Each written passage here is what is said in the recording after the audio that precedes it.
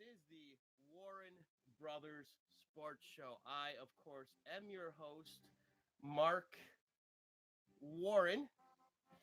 Out on assignment in Pennsylvania somewhere is my brother, Paul Warren. Try something here.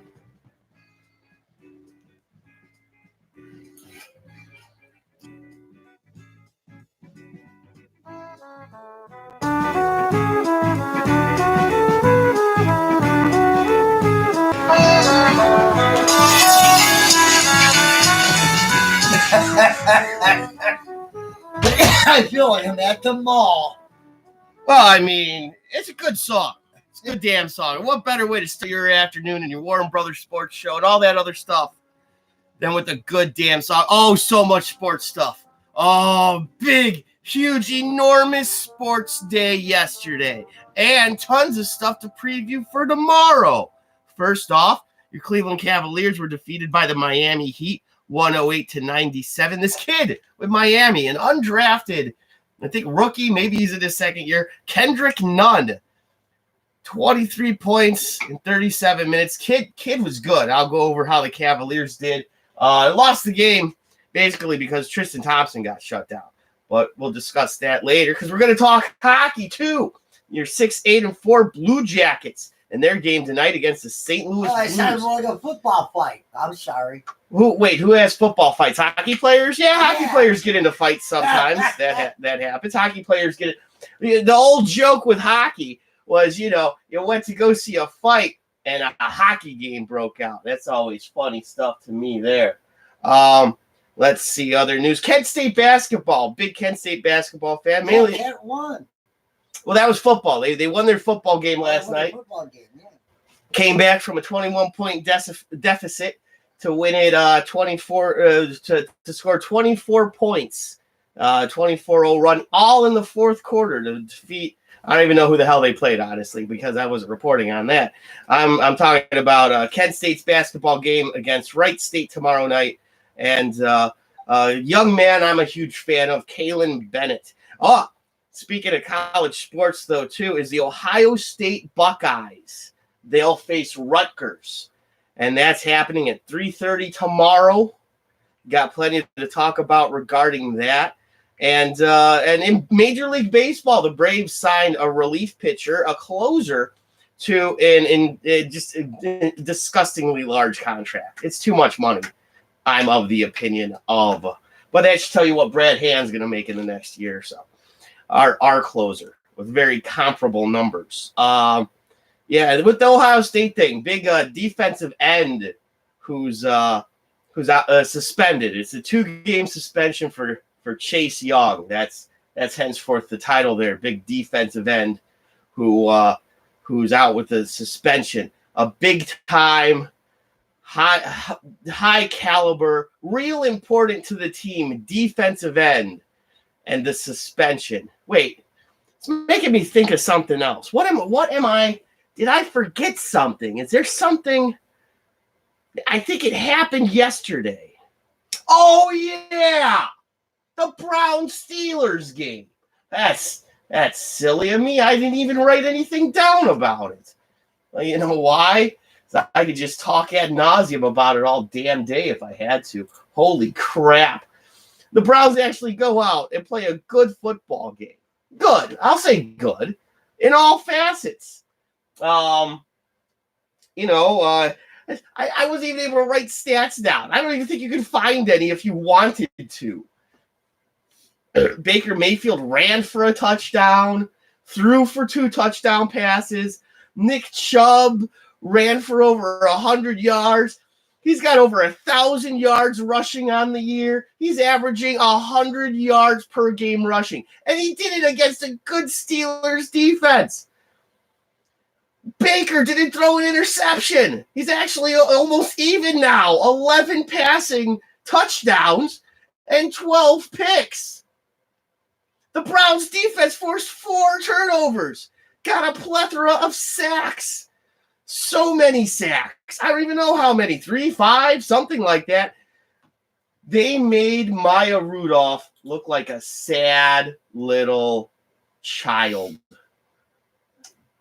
And that's what led to the temper tantrum that he threw and the fight that Myles Garrett got into and the whole melee that ensued, so that we're not talking about the stuff I brought up.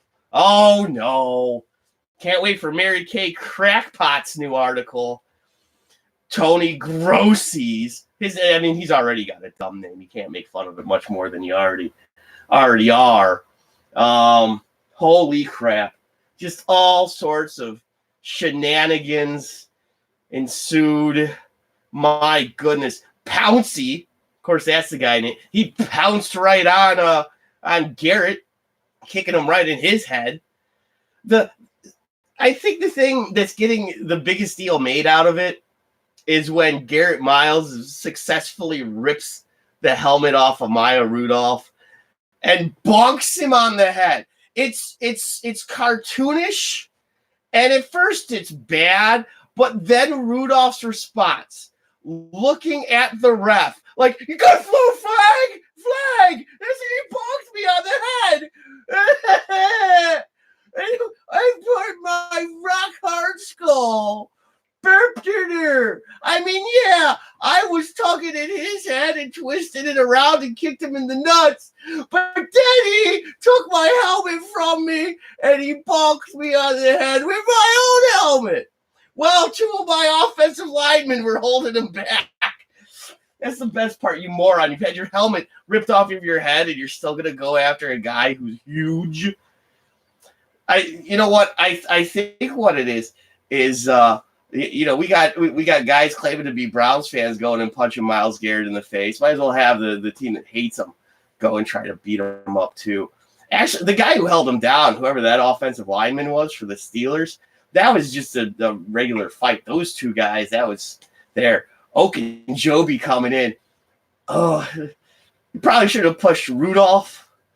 But you know what? I'm glad that thankfully Browns players ran in there. Holy crap. Myles Garrett looked like he was going to get his head kicked in with the helmet on even. So, man, the Browns won. Rivalry's back. Oh, if that doesn't incite fans, holy cow. We got to go to Pittsburgh in a couple of weeks. Yeah, that should be interesting. We might as well just cancel the game now. It'd be a bloodbath.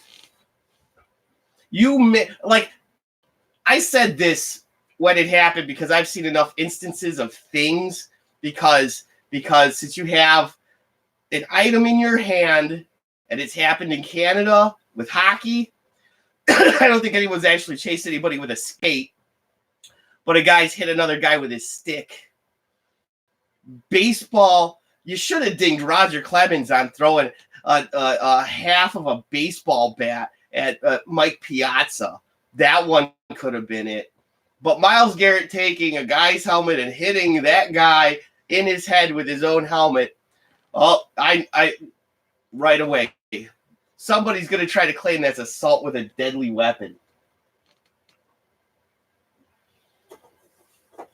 And you've already had people make those kinds of statements.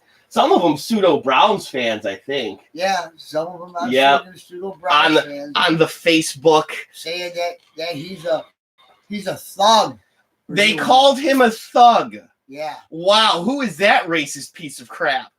Al Nagy's wife said he's a thug. Hey, you just put her on blast right there, though. So if you're listening, you're a racist. I'll tell you that. You called him a thug. I know what word you wanted to use. It's the word that I thought Maya Rudolph actually used to piss him off so much.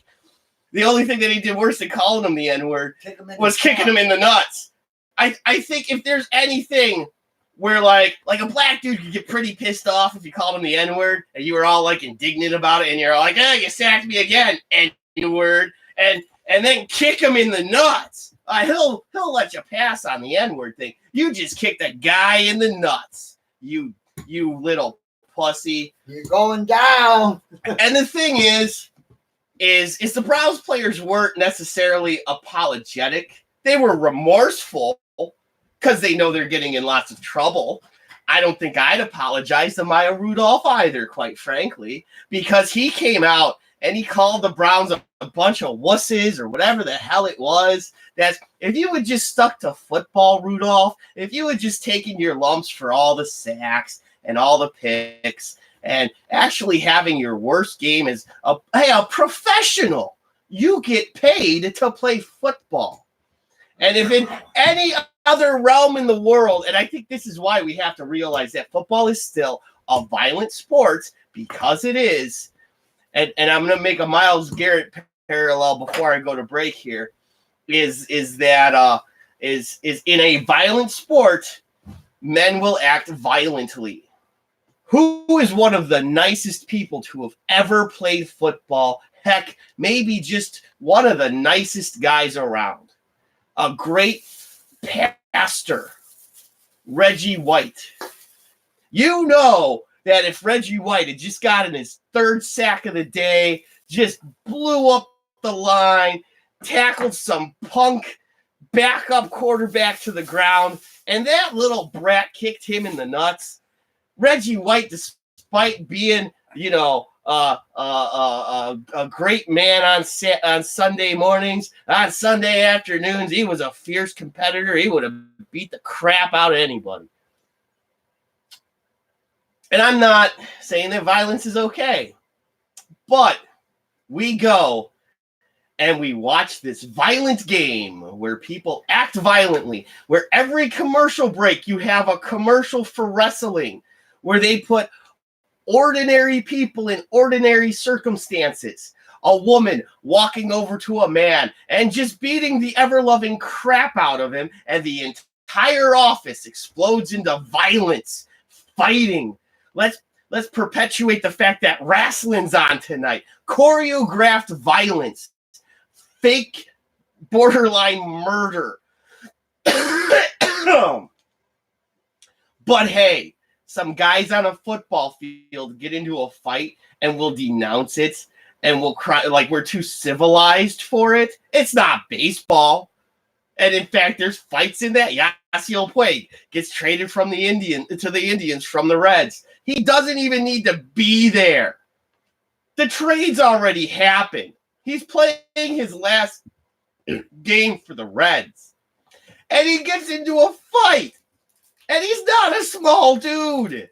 Yasiel Puig couldn't play in the NFL. I think he's just as big as Myles Garrett. Oh, but we'll celebrate that in MMA or wrestling, boxing. What else have we got? Just hockey even. You are allowed to fight in hockey. I don't get it. I don't understand. Again, lots of suspensions should come down, and I'll get into historical precedents, because if you go outside of precedents for this thing, then just screw the whole sport.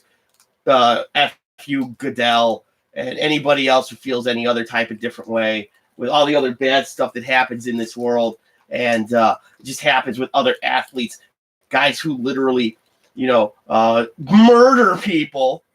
Guys who have attempted to murder people, gun stuff, beating up women, which when you do it for real, it's awful. You don't beat up women. So with all of that being said, it's people calling for him to be either suspended for the rest of the season or kicked out of the league. I don't think so. That's all far too much. I would not be behind that. But I'll give you precedents to actual on the field incidents, and why when you compare this to those, quite frankly, this is Pouncey's the one who deserves the longer suspension. The guy who was stomping on Myles Garrett's head. Yeah, that's just wonderful. Hey, if you want to chime in the chat, I mean, guess what? This is going to be the majority of the show. I'm going to veer away from it. I purposely looked up other things to do that whole opening. You might as well just throw that whole damn thing away. Warren Brothers Traffic and Weather Center presents to you the traffic and weather. Traffic-wise, it's still gridlock coming from downtown. That's right. So many Browns fans murdering the handful of Steelers fans who bothered to show up. That was a good thing to see. Very few Steelers fans in the seats. Way to go, Baker Mayfield. That's probably just all him. And, from the Cavs game, too. Cavs game's going on. Browns game's going on. That means there's at least 80,000, 100,000 in its own city downtown. There's probably still traffic coming from all of it with the way we run stuff. Weather-wise, it is currently 35 degrees out. Partly cloudy. You can expect a high today of 38 degrees, and we've already suffered our low overnight previously today, probably like 4 a.m. at 29 degrees. There's a 20% chance of precipitation tonight. You know what? Wasn't it for, at least in my childhood, it was like noon was the warmest and midnight was the coldest. Why are we off by about 4 hours? Like 4 p.m. is the warmest hour of the day now, and 4 a.m. is the coldest. Shifts. It's science. No, it's not climate change. This stuff happens. It's the natural order of things. That's what it is. In the news, here at the Old Brooklyn News Desk from the Henninger Road Studios. In the news, Deputy Hugh Jackson, he's going to work out quarterback Colin Kaepernick in Atlanta. Yeah, he's going to work him out. Hugh Jackson has now written a book. You can be sure to find that. The title of the book is How Depression Affects Me and Hugh. That's also the title of his new hip-hop country album. It features great songs such as 336 and 1. Old Brick Road. Oh, that would have been funny. All right. Old Brick Road's on there now. Remember that one. He's also got special assistant to the head coach. No, you know what? I got to fix that. The title of the other song is All I'll Ever Be is a Special Assistant. And I can no longer go to my favorite restaurant or shopping, however the hell he pronounced that word during that interview last night. I have no idea. I put this all on him. It's a bad omen doing that interview. No, I don't believe in omens, but there's something significant in that. In fact, we're going to play this right now. Here is, it's times like this where I wish I had Jake around. He would have been perfect for this. The song Old Brick Road. Playing it right now here. There we go. I'm Hugh Jackson, Old Brick Road. I don't know where it goes, but I'll take that old brick road to another losing season. And then there you go. That's a track right there. But unfortunately, we got Paul calling, and that's more important. So I got to pause this, and I won't hear him answer. I won't answer in time. Here we go. Answering. Speaker. Hey, Paul, you're on the air. Hi, Paul. No, I am Paul, yeah. Did you just say hi, Paul? Did you forget which one of us you are?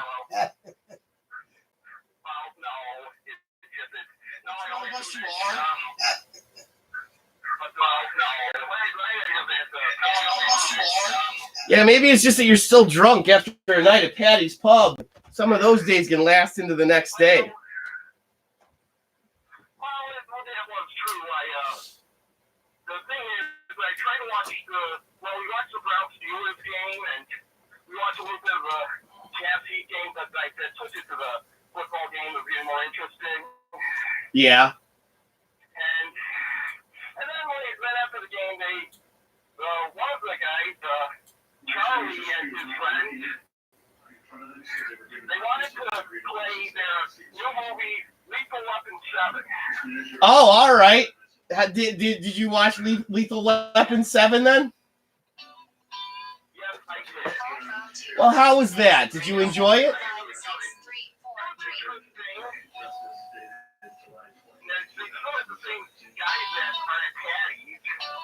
Yeah, it's Danny Glover character. yeah. Who wound up playing Danny Glover in that? I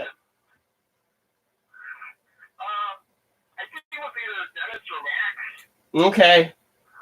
It's all right that you confuse those two. I used to when I'd hang around with Charlie sometimes. So. Yeah. But Frank was in the film, which was interesting.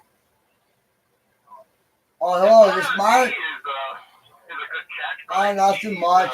How you been? You doing all right? No, just stay away from D. She's a bird. So. No. Okay. No, if you got her number, throw it away. Well, doing all right. Most of my son do a sports show right now for you on YouTube. I make a comment here and there, not much, but once in a while.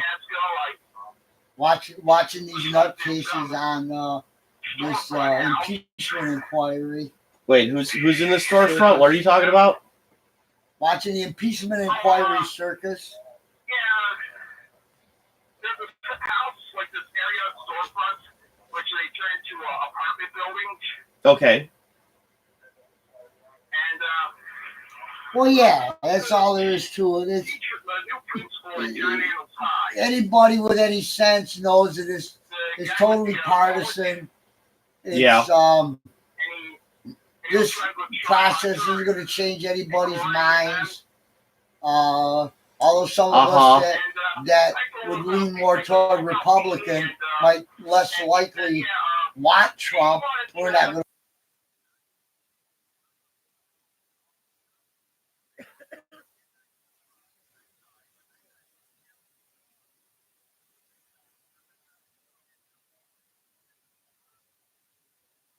How soon is as possible that you're coming? Not because we love them, it's because we can't stand what they want to give. When? After Thanksgiving, right? Yeah. Oh, I hope you're back in Cleveland before Thanksgiving too.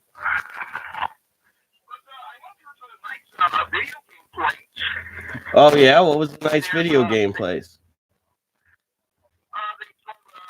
Vintage video games. They sold videos. They sold movies. They sold comics. Yeah. A couple of these things over. I got a lot of neat stuff for my Pennsylvania trip. Right. You know what's interesting too? What was interesting to you? Well, the only reason it bothers me is when I see it come into our face. Who's a nerd? Divide ourselves along the lines of whose sin is worse. The sins of Oh, who owns the video game store? or the sins that support You didn't get her name though. injustice. You know, No. they're both sin. James, but I talked about The best way I see it. What's the relevance of all this? You're just like saying things. What's the point? Stuff I saw in the past that I saved there's to nothing. my You have no point. that you know, look at that Robert Reich guy. That was time before the yeah. practice. Well, and again, although it's put up all kinds of social Paul, stuff all the time, you know? And I get it. it's really nice that you're having a good time out there, but it's kind of important. Like you just hanging out isn't really important unless it has something to do with sports. It's a sports show. You go into a video game, huh? Well and good, but you know That's fine. Did you buy the new NCAA football?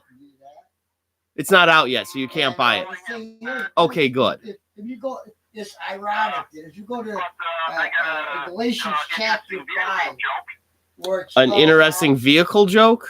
the fruit of the spirit and the sins of the Well, tell it flesh, then. it's actually divided What is it? along those exact lines. One would be what people on the right are saying, and one would be what people on the left are saying. And they're Turn the all video game system off?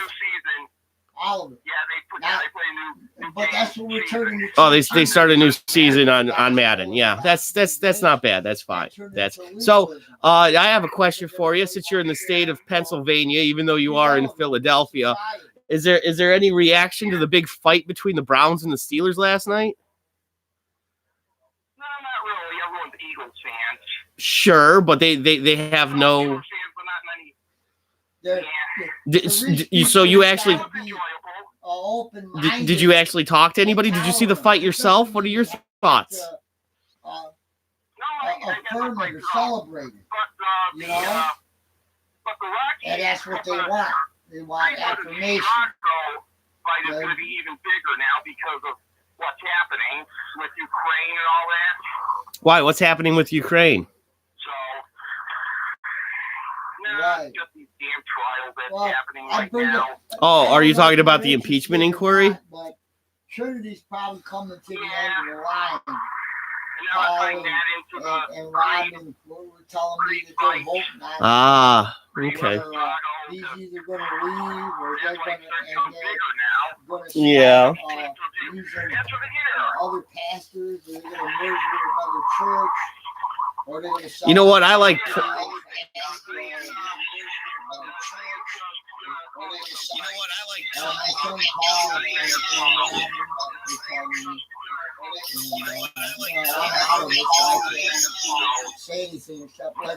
What did you say? What was that last thing? You texted me that. I didn't get a chance to respond to you. What is she gonna call me about? She's gonna call the show? What? She might. Oh, okay. Diane may call the show. All right. She may call you sometime today or tomorrow as well. Okay. Well, thanks for letting me know. So, all right. But it's not last Yeah, minute, well, so. They're, But yeah, they're not following the Green rules. versus Drago. Yeah, tomorrow night, pay per view.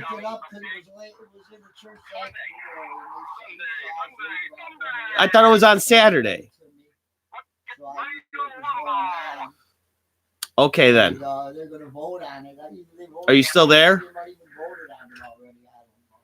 there. And you still hear me? Well, that's good. I can hear you. I know you can. They're getting ready to close up shop, is what I'm saying.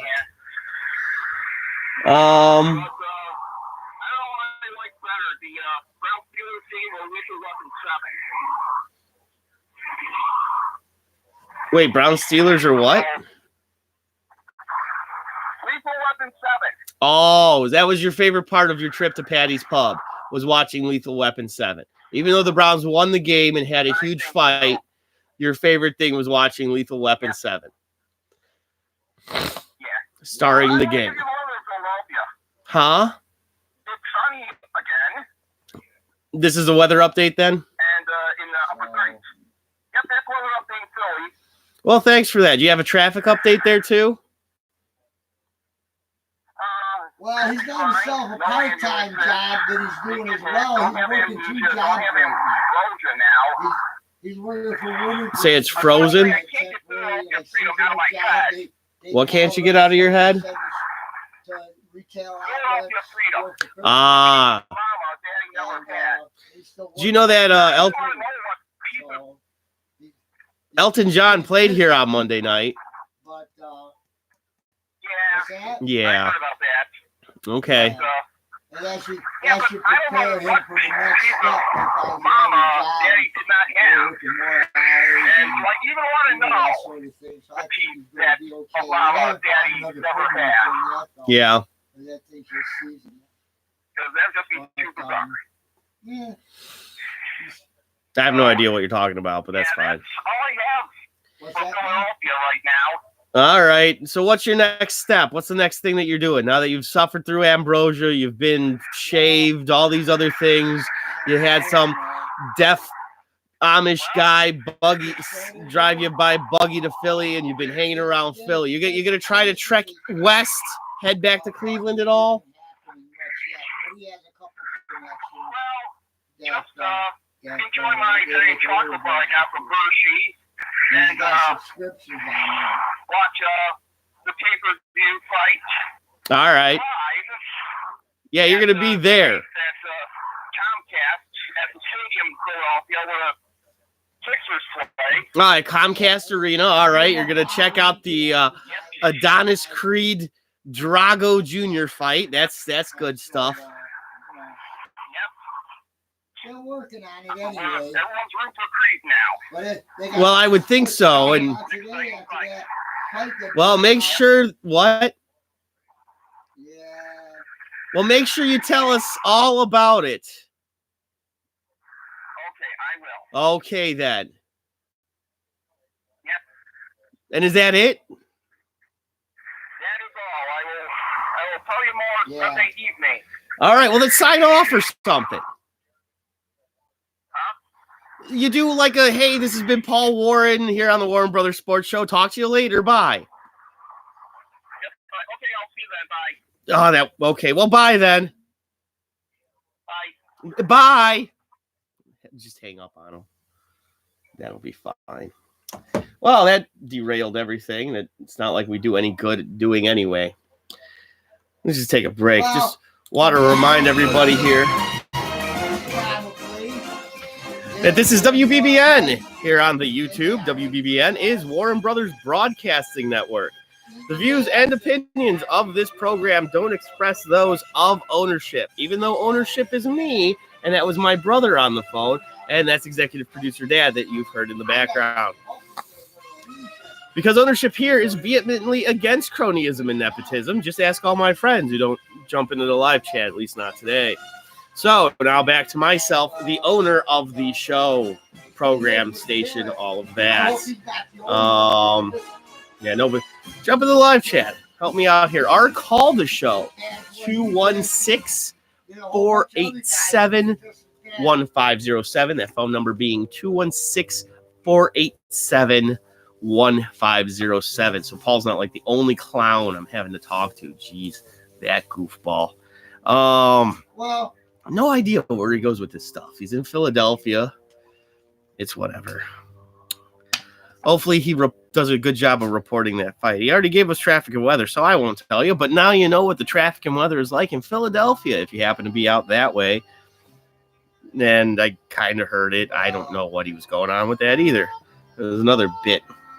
However, I will let you in on the news, big news here at the old Brooklyn news desk, is that Deputy Hugh Jackson will be the guy in charge of working out quarterback Colin Kaepernick. That's right. He's going to be in the big chair, the man in charge. Probably getting another paycheck for that. I'm surprised he's able to find time, being the special assistant to the sheriff out in Avon Lake and the special assistant. No, he's not the diving coordinator anymore. After being the special assistant to the head coach in Cincinnati. And then, of course, you can't forget Hugh Jackson's first of all, I don't think Baker Mayfield albums. He's actually got another album coming out, his new hip-hop country album, with such hits as the Old Brick Road, 336 and 1, Special Assistant. I'm just gonna spend my life being a special assistant. And of course, I can't go to my favorite restaurants anymore. Name of that album is How Depression Affects Me and Hugh. Find that on bookshelves, online, I'm sure, because that's a thing, and all that stuff. I'm going to do the most important live read because it's the only one that might potentially lead me to getting paid. But let's do this here real quick. Physically a good quarterback, but he's not mentally. Get a little music bed underneath so I can tell you about Dave Hughes. Yeah, he's not experienced. And this guy's painting. That's right. If you call 440-715-3282, you will be in touch with Dave Hughes. Or message This Guy's Painting on the Facebook. This Guy's Painting is a small local company. He'll do interiors as well as interiors, all at reasonable prices, and This Guy's Painting is insured. Mention you heard it here from Mark Ward and receive a free estimate. So, again, You can reach Dave Hughes at 440-715-3282. You can expect a quality job done by this guy's painting. Owned and operated by Dave Hughes. Find this guy's painting on the Facebook. Go to Facebook, go to the search bar, This Guy's Painting, or call directly 440-715-3282. Don't forget, you receive a free estimate if you mention that you heard it here on the Warren Brothers Sports Show or the Warren Brothers Broadcasting Network or from Paul Warren or Mark Warren or Warren Beatty if he happens to bring it up in conversation. Warren! Say Warren, get yourself a free estimate. Why did I cut off there? What's going on? Come on. Why does it seem like something... Try this out. Screw this nonsense. Don't even... Can you hear me now? Can I hear me now? Who hears who? Hey, huh? Hello? Hello? Hey, there we go. Try that out. Try that. And if somebody wants to give a call in too, maybe that was a part of the problem as well. We'll mess with that later. Sounds loud in the phones, but maybe that's just because I'm loud. I don't know. Here, what's that? Oh, is it cranking the gain? Probably isn't a good idea. Well, she's actually a really nice young lady. But no, huh? Not just her maybe. She's a really nice person. Turn the phones down. But I guess I don't know. Yeah, we'll know later when we watch. Trying stuff out all the time. Well, I'm going to let you Try go, the Mark. auxiliary. Maybe help my son participate with Try the that show out. a little bit. Huh. And, well then. Hopefully you hear me. That's all that matters to me. What does that button do? Does that do anything? You can check it out. How about this? He's That's got right. it on YouTube. You find his YouTube channel, and you can watch his old ones and stuff. You just don't... No, you can watch this anytime. That's right. We're live Wednesdays, Thursdays, and Fridays on the Warren Brothers Broadcasting Network on YouTube. Go to YouTube, go to the search bar, enter in Warren Brothers Broadcasting Network. Reruns anytime. He's telling you when you can listen to it. Go ahead. Okay, that's right. Warren Brothers Broadcasting Network. You just go to YouTube, go to the search bar, type in Warren Brothers Broadcasting Network. My big old face will show up, and you got it's me in a cardboard cutout of Thomas Edison because Paul couldn't show up to the photo shoot that day, and so you can watch us live Wednesdays, Thursdays, and Fridays. From he's not hearing the thing I'm saying, is he? But I don't think he's hearing it. You can't hear him, huh? Such a good commercial too. I can't hear you. Reruns anytime. Yeah, you can pick it up anytime, bro.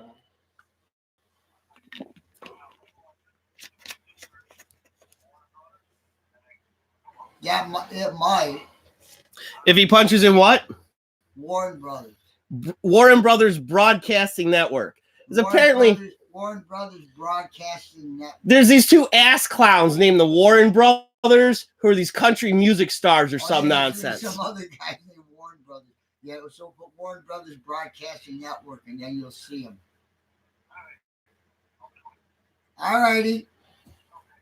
Okay, will you take... Don't work too hard. So yeah, that's right. Yeah. That's how you all can watch too. We lost viewers all during right, that. Boys. If I get a hold of one of those papers, I don't know how I could get one to you. So anyway, text me your address. this is where we're at. This is what we're doing. Okay. I don't know. Do you want to talk about anything other than Browns? We just do Browns all day. Okay. Fighting, fornicating. It's a Norm Macdonald joke. They never took him off the membership list, but he didn't get the letter. And everybody should have gotten it. Right. Should have Paul make a bunch of copies and mail them out to other people. Well, I have to give it. He has to give me his address.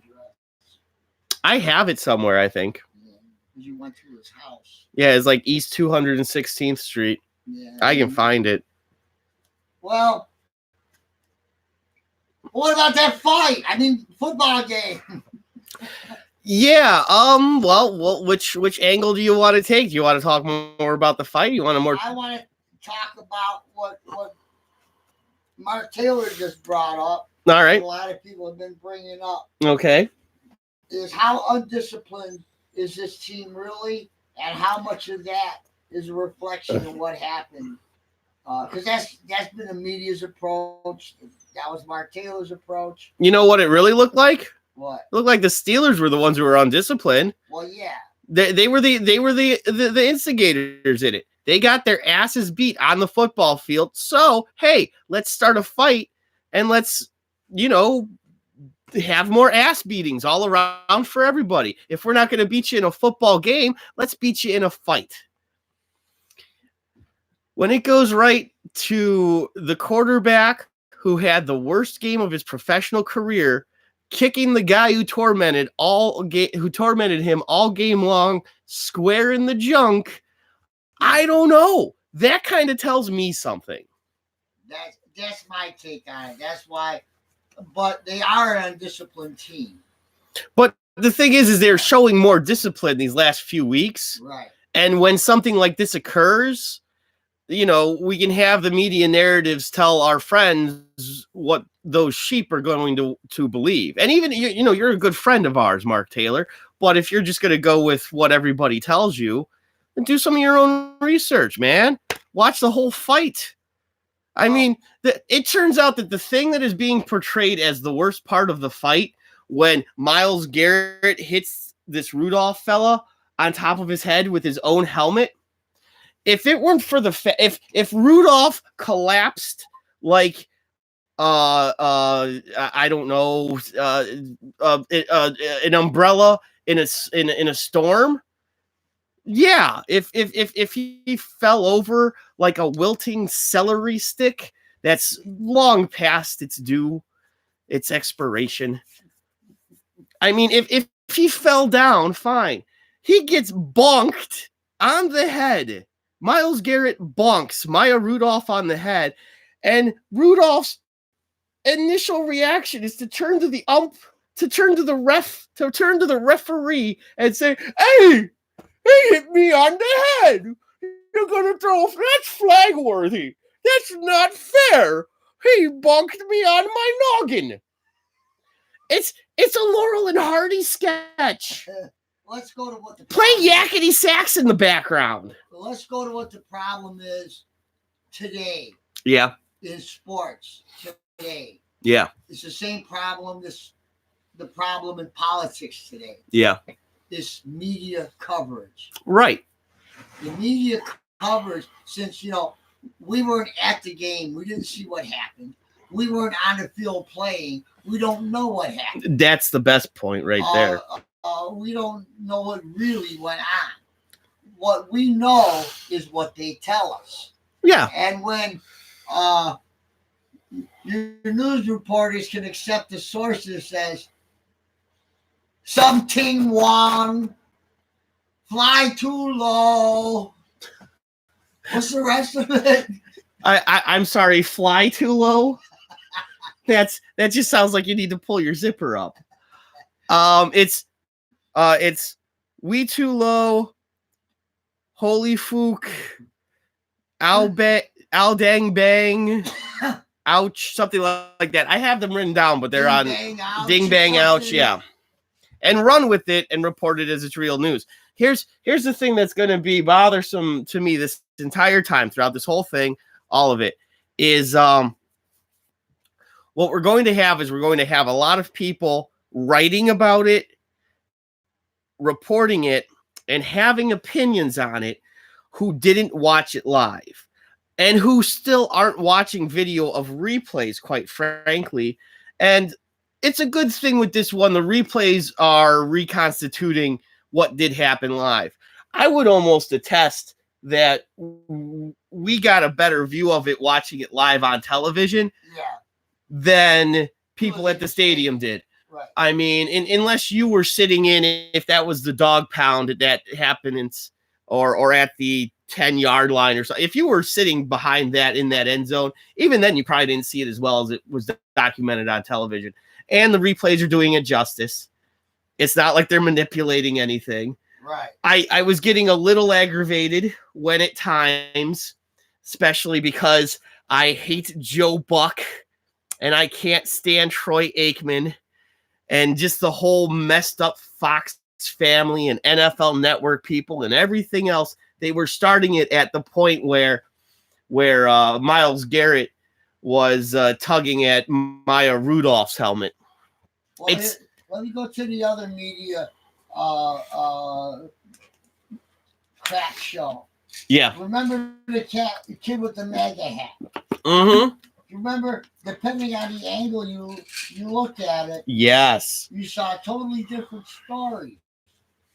There were at least 3 different stories there. And actually, quite frankly, with this whole Brown-Steelers situation, you have to start it at the – oh, man. You almost have to watch the whole game in a sense, but you can start it just at the beginning of that play, and you can go from there and have a good opinion.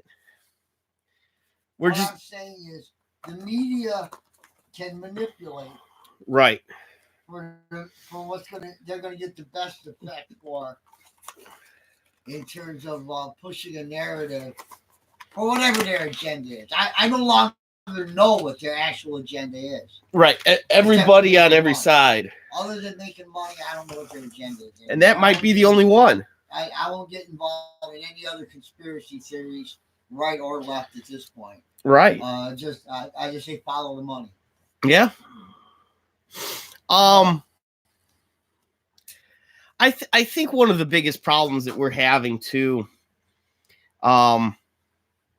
in how this is all breaking apart, and we'll use the MAGA hat kid as the example, because there really isn't anybody right in that one either. However, they try to paint other villains as heroes even, and they try to paint people who are not necessarily good guys as awful villainous people. How is a 16-year-old child, and mind you, there are some out there, we're watching, there's another news story about a 14-year-old who murdered someone. Well, that's that. Some smug 16-year-old boy in a MAGA hat is not that. He's dumb. Well, I don't even know. He's just, the look on his face is dumb. That's all.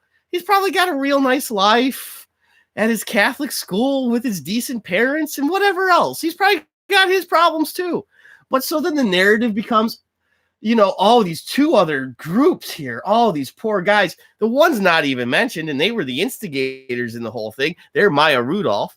And then you got, whoever those clowns are, not the clowns. I shouldn't call Native Americans clowns. But the ones who like just for the photo shot walks over to get in a kid's face, you're a grown man. I don't care if you're 60, 80, 21. Radical Zion, black Zionists. Those were the other guys. Those were the Maya Rudolphs. They're the Pittsburgh Steelers quarterback. They're not getting their way. Their day isn't going the way they planned it. Only 5 of them showed up. They see the MAGA kids. Oh, those kids showed up. That's because they all talk to each other. And the Indian guy was just a diversion. Right. The Indian guy is the maybe the fight itself. I don't know. But what I'm trying to point out with this isn't anything really, really deep. It's that you know by editing film that you can make it say what you want it to say. It's true. You know by editing tape or any other audio medium that you can make it say pretty much what you want it to say. It's true. Can't you? It's why I like going live. How many times are we like we're watching this circus in Congress right now? It depends on which side you're on. To me, it doesn't matter, left or right. I don't care about that anymore. All I know is that it's a circus. Isn't there like a reset button we can hit? Like okay, everybody's terms end.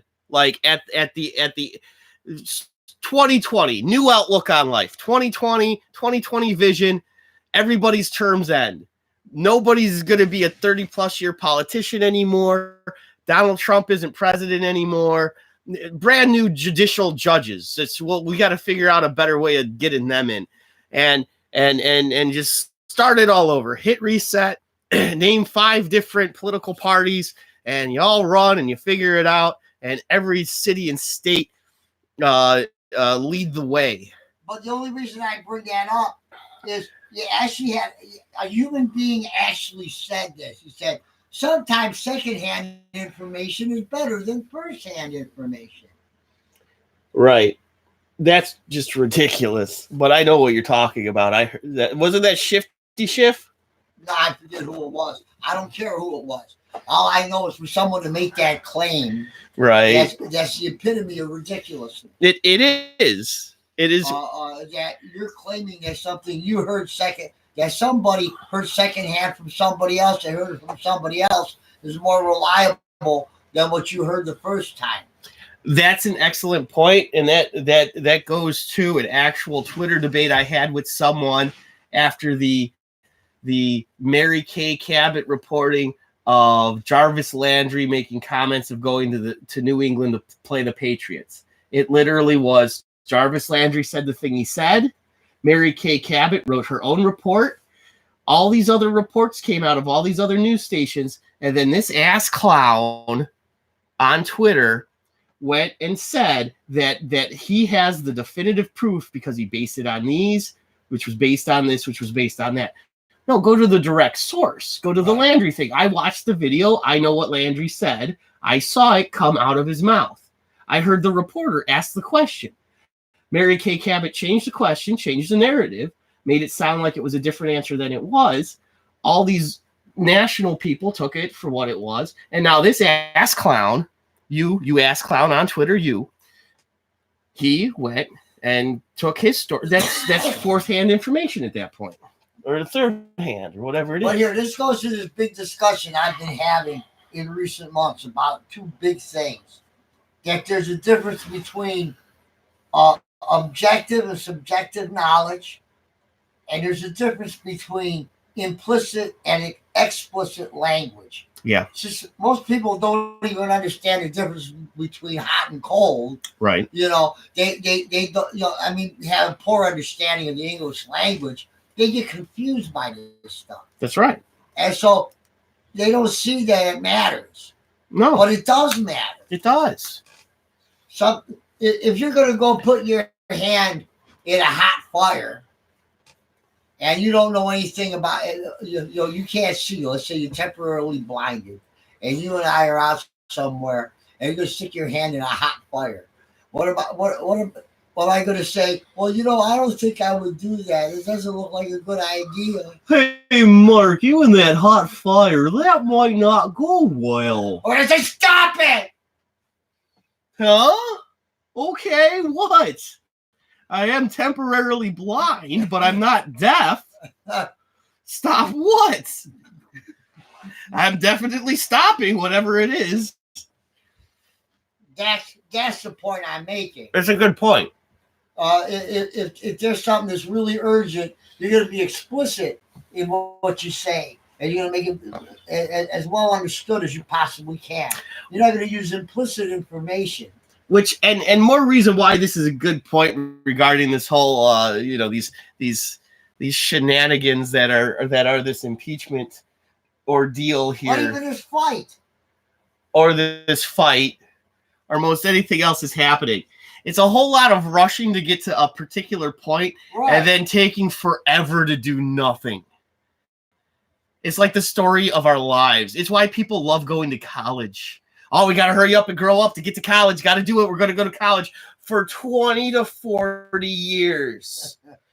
I've got a PhD in shenanigans, in nothingness, in lesbian art, dance, videography studies. Just bull. And her name is Maud. Her name is Maud. Paul would know the song better than me. As he makes scary art. Ben Shapiro's got a few good ones. I won't. It's always that he's reporting facts, but there's some crude stuff in what he has to report. So I'm not going to go into that. Oh, Maude. Oh, from the Big Lebowski. Yeah. Strongly vaginal. I was thinking of Maude as played by B. Arthur. Oh, well, that would be funny too, but not in the same way. No, I would have rather have seen. Damn it! What's her face play the Maude character on the TV show? She's a good actress, and I don't remember her name because I'm a douchebag. No, the good actress, the one who's in the Big Lebowski. Oh, okay. And I wanted to say Susan Sarandon, but that's way off. Yeah, that's way off. That's not. It's relatively close, but it's not right. Oh, she could play that part. Let's see her play a Maude. So, yeah, I don't know. I'd do another break, but these jokes aren't hitting today. I just played a song. You know what? It's because I didn't take the 10 minutes to actually write out lyrics for any Hugh Jackson hip-hop country album songs. Old brick road. Going down the old brick road.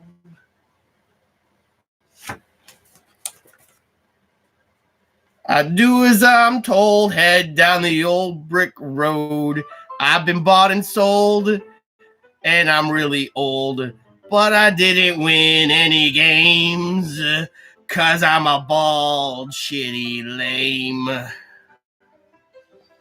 This wouldn't be a good song to sample for a hip-hop country song right here.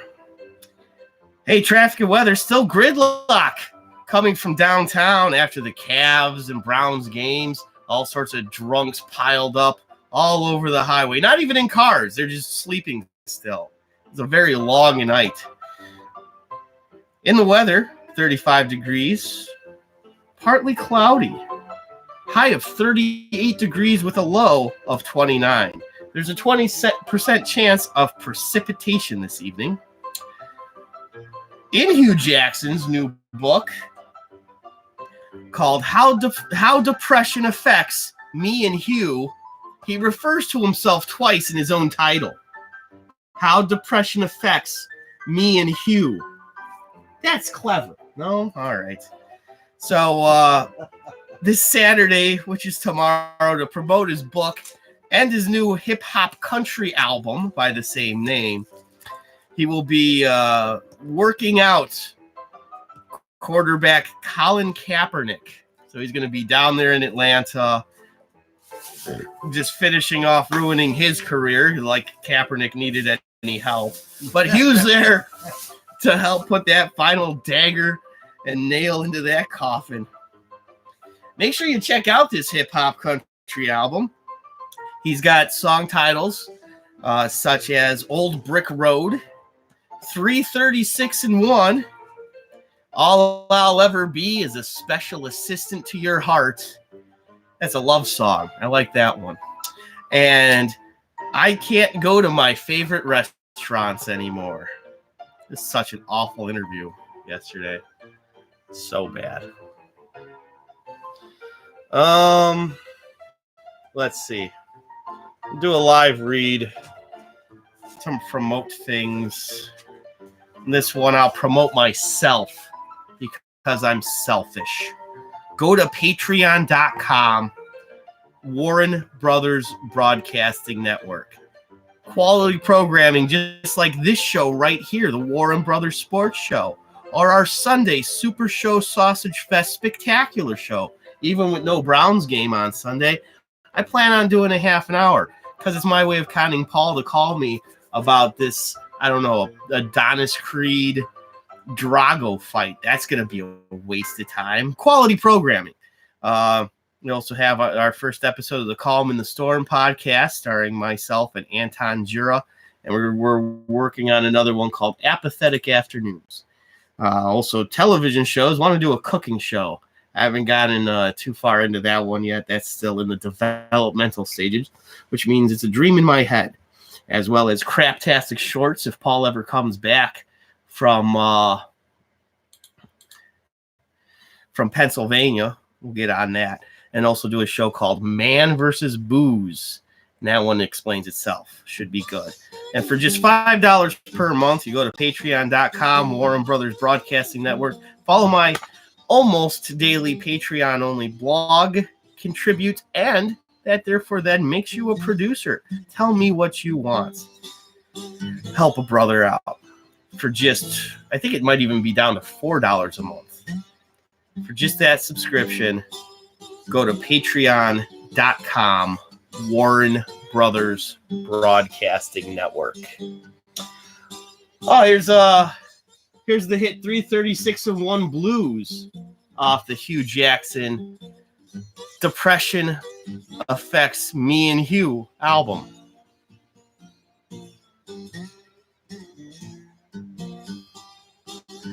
I got the 336-1 Blues. Times like kissing your sister, but I wouldn't mind kissing a mister if it meant getting wins instead of ties, 'cause I don't like wearing ties. They clash with my big bald head. My mama wishes I was dead. That's what she said. Should have written actual lyrics. Whatever.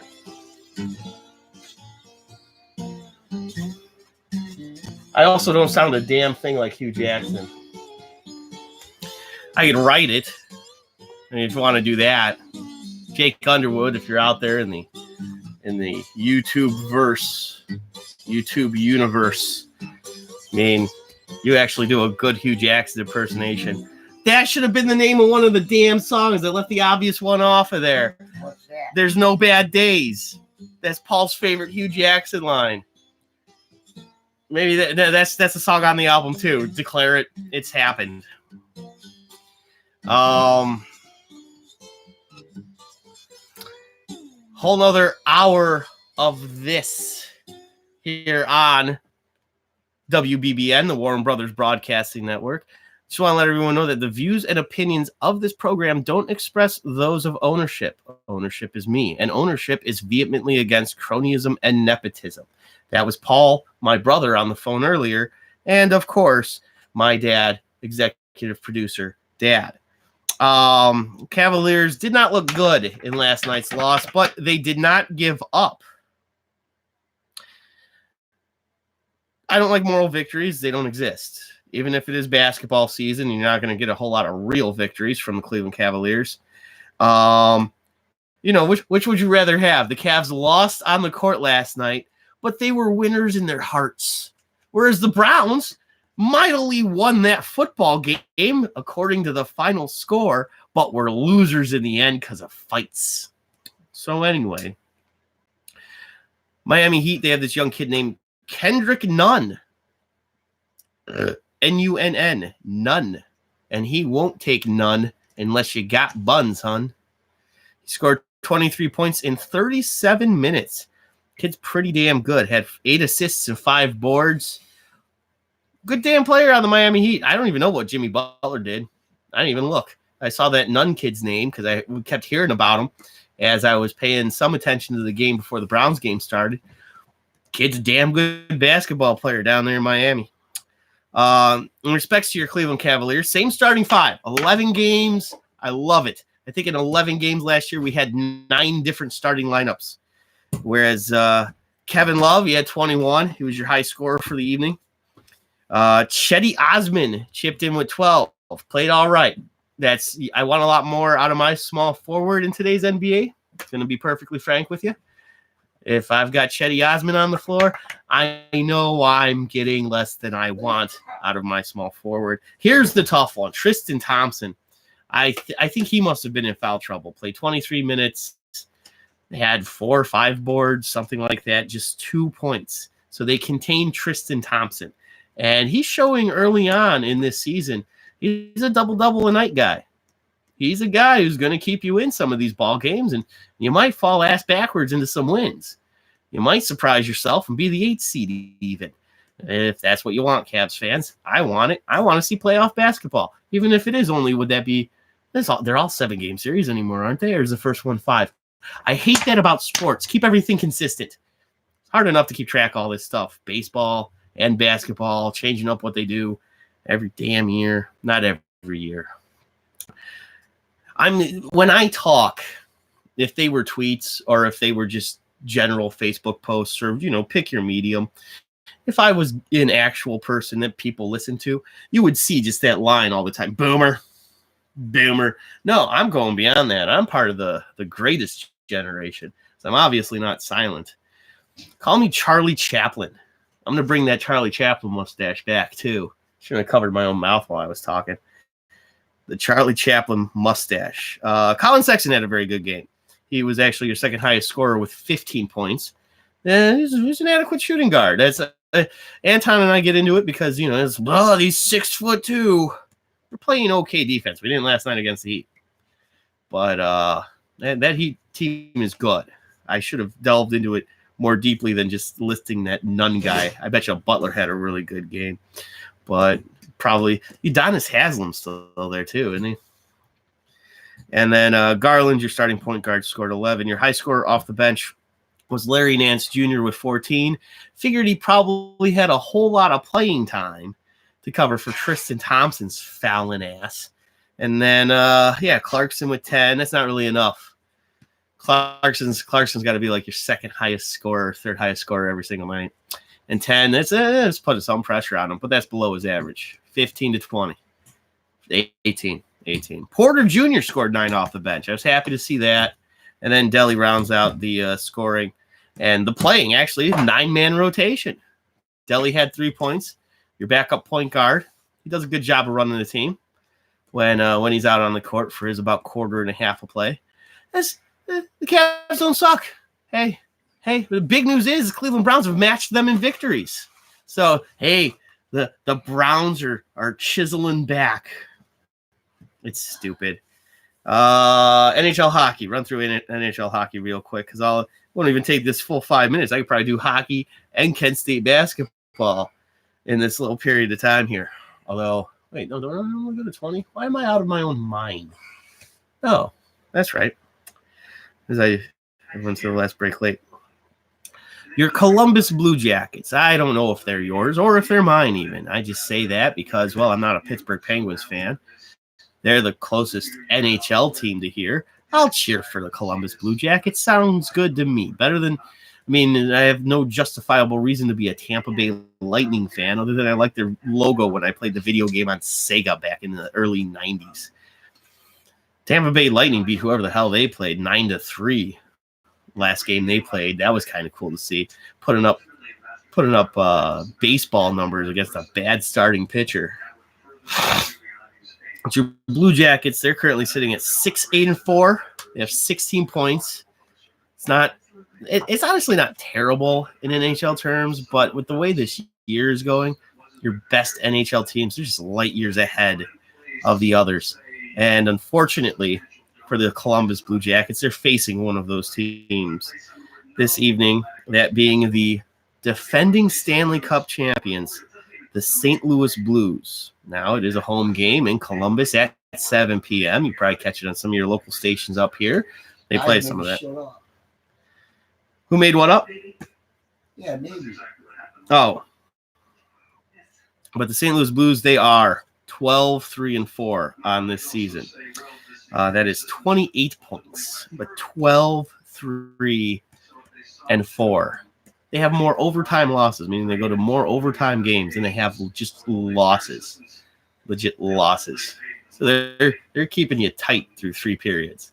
So expect a long night for your Blue Jackets tonight if you are into hockey and you are going to watch. And I don't have a lot to tell you about their team. It seems as though they have some goalie issues because they've gone back and forth on who should play goalie. Each have gotten playing time. At Kent State, I genuinely mean this. I like talking about Kent State basketball. They will be facing Wright State Saturday at 7 p.m. Forget your Adonis Creed versus Apollo fights, even though I guess it's Sunday now. Whatever Paul was making up. And Kent State at Wright State Saturday at 7 p.m. Wright State is 3-0. They're a very good team in the Horizon League. Same league as the Cleveland State University. Go Vikes. Go Vikes. Alma mater of mine. But because Wright State is a very good team, and if Kent State plays them closely, because Kent State looks to be a pretty good team, you most likely will not see the young Kalen Bennett, the young man from Little Rock, Arkansas, with autism, who's a freshman here on Kent State's team. You probably won't see him play Friday or Saturday. It's just tomorrow night. If you do, it'll be late in the game. If Wright State should have a large lead, maybe Kent State pulls off the upset victory. They have like a good 10, 20-point lead with like 3 minutes remaining. Kalen comes in. So that's what I want to see. I want to see this young kid play some. So he didn't get to play in the last game, which, and again, that's not his autism. That's because he's a freshman. He's like the 15th dude on your bench. Got to keep him going in practice, but seeing some live action, that'll help him out too. Especially because he looks to be a pretty good basketball player. The kid will get you boards, block a couple shots. Now we're going to do this here because it's what I want to do. And this song makes perfect sense to go to a break on. Nobody in the live chat today, huh? It's kind of sad. We're my Friday people. Why is Thursday the day people like show up for this? I may not have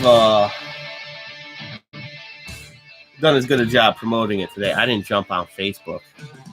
That might be on me. I'm doing the live read first, too. Switch things up. Because, again, it's funny to me. You're already on the YouTube right now. So go to that search bar, when you're done watching me. And type in Get Out and Play with Melody. That's right. My niece, Melody Bacha, has an entertaining YouTube channel. Get Out and Play with Melody. If you yourself have kids, maybe nieces or nephews, you're just babysitting, or you personally like to be entertained, you're here on the YouTube, go and find Get Out and Play with Melody. Sit back and enjoy with your little ones or by yourself, because it's funny. It's good content. And most of it's like playing with dolls, basically. But she comes up with all of it herself. Not like my sister's in the background, like coaching her or anything. I did on one or two, just because I'm trying to like do like jokes with her, and just because I think it's funny, and she gets her little sister in there, and they're funny stuff. It's usually ones they come up with, but I'm like, do it this way because here's a joke that I think would work for it. I barely have to tell them anything because they're just hilarious little kids. So even though it is kid friendly, and I'm not just saying this because she's my niece. She's a little 8-year-old genius. It's fun for everybody. You will enjoy it. You'll laugh. You'll cry. You'll feel feelings. Emotion. So, her being so smart, probably sadden you. She went to school for film. It depresses me. She's a better filmmaker than I am. That's why I go live. I just have one camera. She's doing intrinsic different shots and stuff. I mean, I'm doing a different shot, but she's a little genius. So you're here on the YouTube. Go over to Get Out and Play with Melody. Like, subscribe, share, smash that bell for notifications. That music made no sense to play. That's while you're here on this Warren Brothers Broadcasting Network here. Go ahead and hit that subscription and notification button. That helps me out. I think it does. I don't know. Tell your friends. Because I don't have friends to tell. I have no one. Except you watching. So, be my friend. Won't you be my neighbor? A little bit of baseball news, because I want to do a little bit of baseball news. Even though first, what I'm going to do is give you a traffic and weather update. And what better song to play in the background of the traffic and weather update than this song right here? Because this is probably what you have happening on the streets of Cleveland right now. Heavy metal music. People slamming into one another in their cars. Total gridlock, leaving the events from yesterday. Browns game, Cavs game, revelry, drunkenness, fighting lame-ass Steelers fans. Murder them! Kill them! Oh, I peeked on that one. Kill him! Murder him! All right. It's the thing I always got in trouble with at the other station. It's always too loud. That's me. Old loud Mark Warren. Probably been. I peek on each one of these videos that you watch. So that little reverb thing. I just claim I'm scratching a record. You can't see it. Yeah, that's the ticket. Weather-wise, it's 35 degrees. Partly cloudy. Expect a high of 38 later in the day. And the low of 29 already happened while y'all were sleeping. Like 4 o'clock in the morning. Unless, you're catching this while you're still in traffic coming from downtown. Because every highway is closed. And everyone's out in front of the casino. Oh, go this way. And I'll head this way. I'm a police officer standing by Jacobs Field. I don't know. Is that a horse and buggy? I think that's a dyslexic Amish guy driving it. There's a 20% chance of rain tonight. So it might rain. Highly unlikely, though. In the news, Special Assistant to the Sheriff of Avon Lake, Hugh Jackson, is heading on down to Hotlanta. He is going to be working out quarterback Colin Kaepernick. As we know, Colin Kaepernick has written his fair share of books, but now, not only has Hugh Jackson read a book, he has written one as well. The name of Hugh Jackson's new book is called How Depression Affects Me and Hugh. That's also the title of his new hip-hop country album, with such big hits as Old Brick Road, 336 and 1, All I'll Ever Be is a Special Assistant, Can't Go to My Favorite Restaurant Anymore, and my favorite song off the album, There's No Bad Days. We're going to play you a little clip of that song right now. There's No Bad Days. Let me find this here. All right. Get the music going.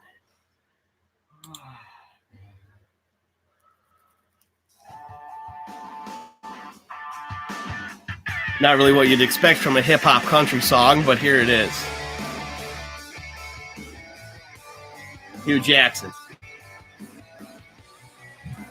I should at least get out of the shot if I'm going to do it, right? There's no bad days, no bad days. There's no bad days and no bad days. Go back to our winning ways, but we lose every game and there's no bad days. 0-16. Depression affects Hugh and me, even though I'm Hugh. And I'm me, who could I be? I'm me and Hugh, and I'm you. Here I am, I'm Hugh and me. Looking in the mirror, who should I blame? Everybody but me, and I'm Hugh. There's no bad days for me and Hugh. Jump off the 480 bridge, me and Hugh. So go out there, buy that album. I don't sound a damn thing like Hugh Jackson, and you know it's me singing it. And it's a long way to go for a crappy bit. Because believe me, this bit is crap. It's more entertaining than the impeachment hearings, though. That's not true. Because honestly, I have been laughing my ass off. What's that woman's fake name? Voinovanovacevic? That's not a real person. There's no way. I've been around for 33 years with that name. Voinovanovacevic? Vinividivic? I'm just going to keep saying it wrong because it's funny. Vladimir Voinovinovic? I think she's the Russian operative. I mean, the name's right there. Well, her parents were, her father was a Russian refugee. Oh, a refugee. Well, now I can't make fun of him anymore because that just means I'm a racist. Can you be racist against Russians? I thought that one was okay. He was escaping persecution, so he would be putting down somebody that was an oppressed person. So he's oppressed. And They might have. I think his parents may have both been Jewish. See, that's where. And the mom and him, then they escaped Nazi Germany after escaping Soviet Russia, something like that. Him in Soviet Russia. We vote actor comedians to lead our nation. No, that's the Ukraine. Yakov Smirnov and Vladimir. What? So anyway, a little bit of baseball stuff. The Atlanta Braves have signed left-handed relief pitcher Will Smith to a 3-year, $40 million deal. That is correct. That is roughly $13 million a year to be their closer. The former San Francisco Giants left-handed closer who was 34 of 38 in save situations last year, had a 2.76 ERA. He is 30 years old. He is a lefty. He pitched 65 and a third innings and had a 196 batting average against. So the guys weren't getting hits off of him. That's a plus. 65 innings. And he will make $13 million. That literally comes out to, as a closer, if you usually pitch that one inning every outing, $200,000 every day you go to work. I think I've got that right. I am fairly certain, yes. I trust my math. I did it in my head. If you want to debate me on it, go pull out your calculator. But if you pitch 65 innings and you make $13 million a year, you are making $200,000 every day in which you work. Well, at least that you pitch. There's other days you work. You got to lift. Even if it's over the course of the season and we multiply the amount of days that you go in and you work, if you include spring training, everything else, we'll multiply it by 4. We'll say you work a 240-day work a year as a major league relief pitcher. You are making $50,000 a day. My goodness. I am in the wrong professions in everything I've ever done. I should have been a left-handed closing relief pitcher. Well, he's one of the better ones. I mean, he's expect Brad Hand to get the same thing in about a year or so. Probably closer to 8 to 10, but $13 million a year, that's too much. I don't care what value you put on anything. That is to pay a guy $50,000 every time he shows. Hey, I'm here to watch other guys play. Literally, that's half of what his time is during a 162 game season. If he pitched 65 innings and it's roughly an inning and outing for a closer, that means in 2/3 of the days he showed up at the stadium, he wasn't even used. He got paid 50. He's going to get paid 50. Let's say keep all the numbers the same. Let's say that happens. He's in Atlanta now, and is close to his birthplace. Not the Will Smith from Philadelphia where Paul is. Surprised he hasn't brought up that, because West Philadelphia, born and raised on the playground where he spent most of his days sipping up something. Whatever. This Will Smith is not fresh, nor a prince, and is not in Bel Air. He's in Atlanta. The license plate said fresh and had dice on the mirror. He also had white lines on a mirror. No, Will Smith's never done cocaine. He doesn't do drugs, and he doesn't swear in his rap songs. So F him and F Eminem too. It's all dumb. I don't know. I did the bit like Paul was here. I said all the things Paul would have said because I miss him so. That's all I really got about that. It's baseball, doesn't need a salary cap, but man, I do not understand this. Why they wait until just about the end of free agency to sign the biggest named hitters, but they throw way too much money at mostly relief pitchers early on in the free agency process. This is like the 3rd or 4th year at least in a row of this that I've noticed, that I've been paying attention to, where you see high flight reliever off the board, like right away, and for way more money, or a random like Josh Donaldson $23 million thing. That was weird. But then it's like, well, Bryce Harper, Manny Machado, 26, 27, 28 years old, prime of their lives. We'll wait till February 26th. Not 29 days in this one. I guess someone should sign him. I think it was March when Harper signed. Weird. Just weird. Something I kind of like and respect, though. Ohio State will play Rutgers at 3:30 on Saturday. That is right. Saturday, Big Ten matchup. Your Ohio State University Buckeyes will, I think they're like 50-point favorites over Rutgers. I haven't seen any more current lines. When Dave and I were talking about it yesterday, my goodness. The average score, the average amount of points that each offense puts up, Rutgers scores you about 14 points a game. They score about 14. The Ohio State Buckeyes average 51 points a game. 51 on average. And like the only one really skewing it is the 73 that they just hung up on Maryland. Speaking of embattled defensive ends who are suspended, Chase Young, decision was made that it be 2 games for something that he sort of did wrong off the field. Family friend gave him money. He flew his girlfriend to buy a plane ticket, which, I mean, honestly, you got to be a little smarter than that. Your girlfriend has to go watch you play this football game. I mean, there better be a rock on that finger. You two are going to spend the rest of your lives together if you're going to chance, whatever it is. And when it's, I hate this, the elite stuff, all these things. Sure, kid, you're going to be playing on Sundays. Don't worry about your girlfriend missing a game. Fly her across country. You get paid the loan back, and it's really much to do about nothing. It's NCAA, and it's literally the whistleblower for that one. I'd love to see them make a federal case like the impeachment case over the Chase Young thing. That'd be a funny bit.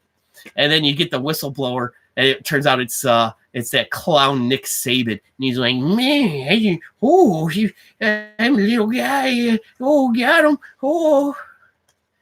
and it all winds up being wearing a stupid bow tie. I know that's not the guy, but he's one of the guys. I heard from a guy who heard from this guy that this lady said this on the phone to this other fella. So dumb.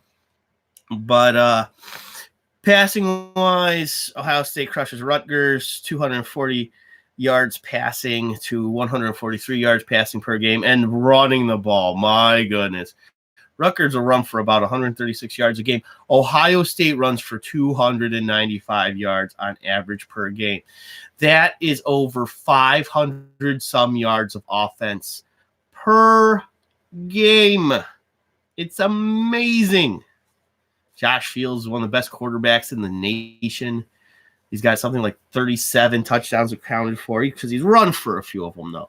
He's not the passer that Dwayne Haskins Jr. was last year at Ohio State. The guy threw for 50 touchdowns on his own, whereas Fields' has run it's a little more even. I think he's passed for like 27 and run for 10. Maybe it's 25-12. I forget. Kid to watch out for with this Rutgers team, though. And I did this last week. I feel bad because that McFarland kid for Maryland, I don't recall seeing him. But this wide receiver, Mohamed Jabi, that sounds racist. We're talking about people with fake names. We got Russian operatives named Vuvu Vizovich, and then we got this Mohamed Jabi, who's playing wide receiver for Rutgers. His father's a taxi driver. Mohamed Jabi. Get me a Jabi. Put it off the Jabi tree. Jabby. Stabby Jabby. Shut me down already.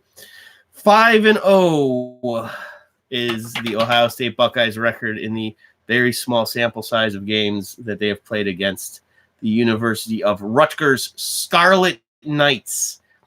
And that's what happens.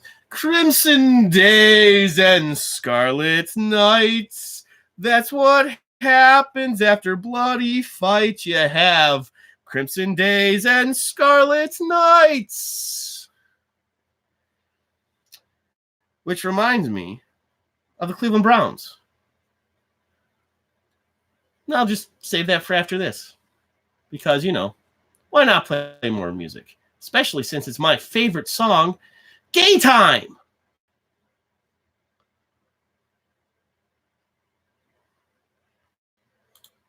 Oh no, I'm playing the wrong song. This is the biggest hit off of Hugh Jackson's new album, his hip hop country album, How Depression Affects Me and Hugh. I actually didn't have any other lame titles. I think I used up all the ones that I wanted to use, even the couple that Dad threw at me and I made up myself. Because the whole thing about him going to his favorite restaurant, I don't know if I can just like turn that into this, like, can't go down to Burger King, get that sandwich that's made from things that I can't identify. I can't spot it with my naked eye. Looks like a burger, but it's not. I was going to do a bit. Maybe I'll do this another day where I say I've gotten it and it's a bun, but it's just got some like, actual vegetables on it, but there's no meat. It's our plant burger. And like just take a rutabaga and just have it smashed in the middle and break my teeth trying to bite into it. I screwed that up. I didn't do it today. Be prepared for me when I try the new. But it's not a veggie burger. What the hell is it? Impossible Burger. It's impossible. You're incorrigible. That's what they should come out with next. The Incorrigible Burger. Oh, you cad. This burger's incorrigible. Incorrigible? Silly. Go to Shenanigans. Pick up the new Incorrigible Burger. Because I'm doing like the last half an hour on the Browns or so. And that's why I should tell you that the traffic is still gridlock coming from downtown. The murdered carcasses of Pittsburgh Steelers fans just strewn about the streets. And that's honestly, that's what you expect. 2 weeks from now, we head to Pittsburgh. And I just say safe travels to any Browns players who are going that day and any Browns fans who hope to be in that stadium. I want to just remind everybody, weather-wise, it is currently 35 degrees, partly cloudy. Expect a high of 38 when we hit our high tonight, whereas our low already has occurred, 29 degrees. All right. Last segment here on the Warren Brothers Sports Show on the Warren Brothers Broadcasting Network, WBBN. The views and opinions of this program don't express those of ownership. Ownership is vehemently against cronyism and nepotism. Right, Dad? What's that? That's right. That's right. We are vehemently against cronyism and nepotism here. What's that? We are vehemently against cronyism and nepotism here at the Warren Brothers Broadcasting Network. You sure? That's right, Dad. Okay. I, as owner, and my father, who is the executive producer, are vehemently against nepotism. Let's see here. So, our Cleveland Browns. Of all the Cleveland Browns in the world, you guys are the Cleveland Browniest. You can go, and after years of being irrelevant against the Steelers, you're just over and over and over again. Here's the record since they came back in 99. Here's the overall record. Here's the record in Pittsburgh, which we weren't in Pittsburgh. It was a home game. Here's all these things showing how terrible you've been against the Pittsburgh Steelers. They are far superior to you. They're the greatest team to have ever played, especially when they play you losers. You Browns are losers. You're probably, I think they were the favorites, though. That's the weird thing. So I'm not going to exploit that narrative too much. But when one of the guys in the pregame show picked the Browns, who were playing at home, hosting the Steelers, claimed when he picked the Browns, he was picking the upset. The upset. What did I tell you Thursday when I did pregame? The Browns had to do one thing. One, You do that, you win the damn game. Force turnovers and don't turn the ball over yourself. It was right there. Stats were right there. Hey, I have my notes from yesterday even. Hey, there you go. Wasn't even worried about penalties because that stuff all evens out in the wash as the year goes on. It's kind of surprised. Their left tackle, they're all pro, real American. I mean, the Hulk Hogan song plays when that guy just enters rooms. Villanueva, awesome guy, great guy, terrific football player. 2 or 3 penalties were called on him alone. He did not have his regular stellar game. And he's not the kind of guy to jump into a melee like the fight at the end. I respect the guy. Good guy. He's a good guy. He's a perfect guy. He's an excellent guy. He's the best guy. He's a good guy.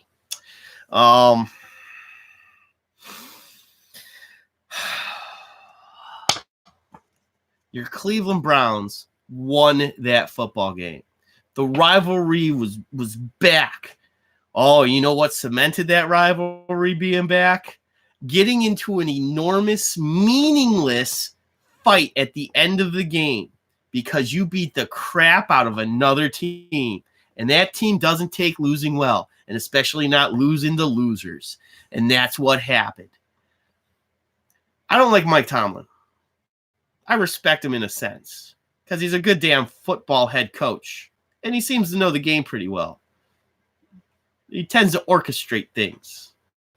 I would not be surprised. Unless he benches Maya Rudolph, puts in that Hodges kid. Because it's not like Rudolph's been the one winning your football games. Your defense is winning your football games. You literally could go to whomever is on the depth chart behind. I think Hodges is the other kid. The undrafted kid who had to start a game because Rudolph had a concussion. And Rudolph's apparently he makes Baker Mayfield look humble. That's what I got from Rudolph, from his actions on the football field, moping on the bench. He looks like the bastard child of Phillip Rivers, Jay Cutler, and Ryan Leaf. Somehow the three of them conjured up a little bastard baby, and it's Maya Rudolph. His comments after the game. I'm not saying that Myles Garrett did a great job with his comments. There's no real apology in there. He just felt bad because he did something dumb. And it's not like you wouldn't have gotten caught doing this dumb thing, but he felt bad that he did something dumb. Didn't exactly apologize. Ogunjobi, thank goodness he ran over in there because guys were kicking his teammates' head in. Thank goodness, Rudolph couldn't pull Garrett's helmet off, and Garrett pulled Rudolph's helmet off instead. And Rudolph runs after him. It's dumb. You don't have your helmet on. You're going to get bonked on the head. It's literally just a bonking. Guys, it probably won't even... If he winds up in concussion protocol, then I'll feel bad for those comments. But he literally gets hit on the head. He goes, what? I go, oh. It does a Ric Flair flop. Then I believe he was hurt. No, he just stands there and gets all indignant. Huh? What was that?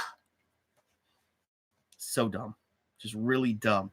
But I point to this, and it's why I only expect a 2-game suspension. And you could use the Chase Young kind of stuff a little bit. He got 2 games for money issues and NCAA being what it is. But if the NFL suspends Myles Garrett for more than 2 games, they're not following precedent. This is important. This isn't third-hand information. This isn't having vendettas, making things up, saying things because you feel things, and you just want to talk the way you want to talk. In 2006, Albert Haynesworth, oh yes, former Tennessee Titan and Washington Redskins great Albert Haynesworth in 2006 received a 5-game suspension for on-the-field actions. And it wasn't the first thing Albert Haynesworth had done, I do believe. I'm certain it wasn't the last, but it was the most egregious. And I'll get back to that in a second because I'm going to Ndamukong Suh now. Now, Ndamukong Suh, people like Ndamukong Suh. And his 2-game suspension, this is a 2-game suspension, and why if Myles Garrett gets more than 2 games, it'll surprise me.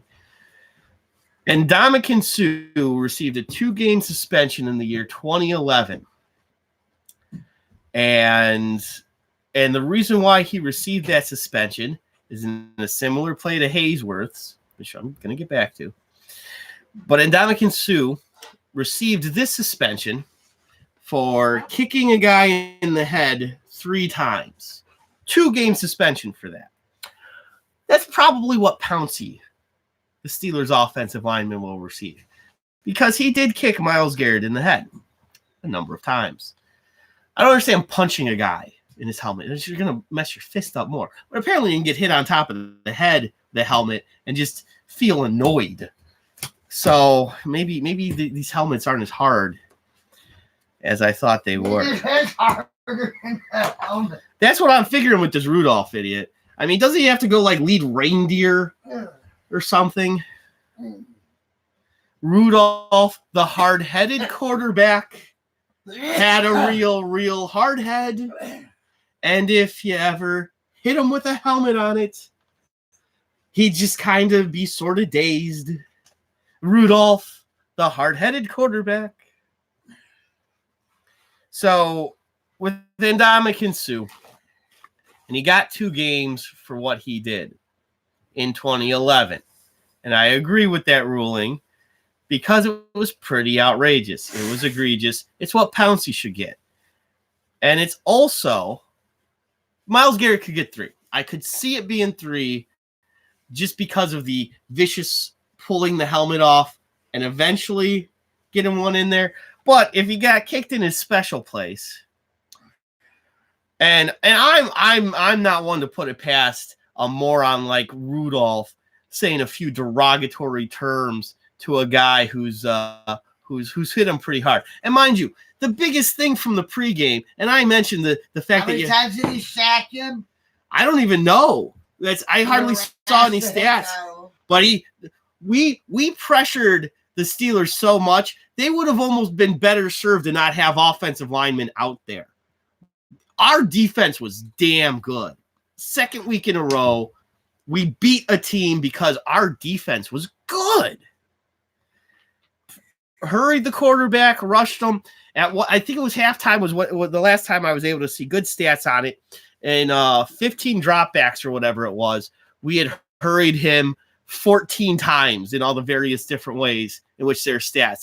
There's like a sack, there were hurries, knockdowns, got to the quarterback like every play. Now, I will say this. Garrett was a little rough on him when he takes him to the ground, but when the entire pregame, they must have played it 4 or 5 times. I bet you Fox rused this decision of Turkey Jones demolishing Terry Bradshaw. Fine, it was 40 years ago. Fine, it was against the rules then even.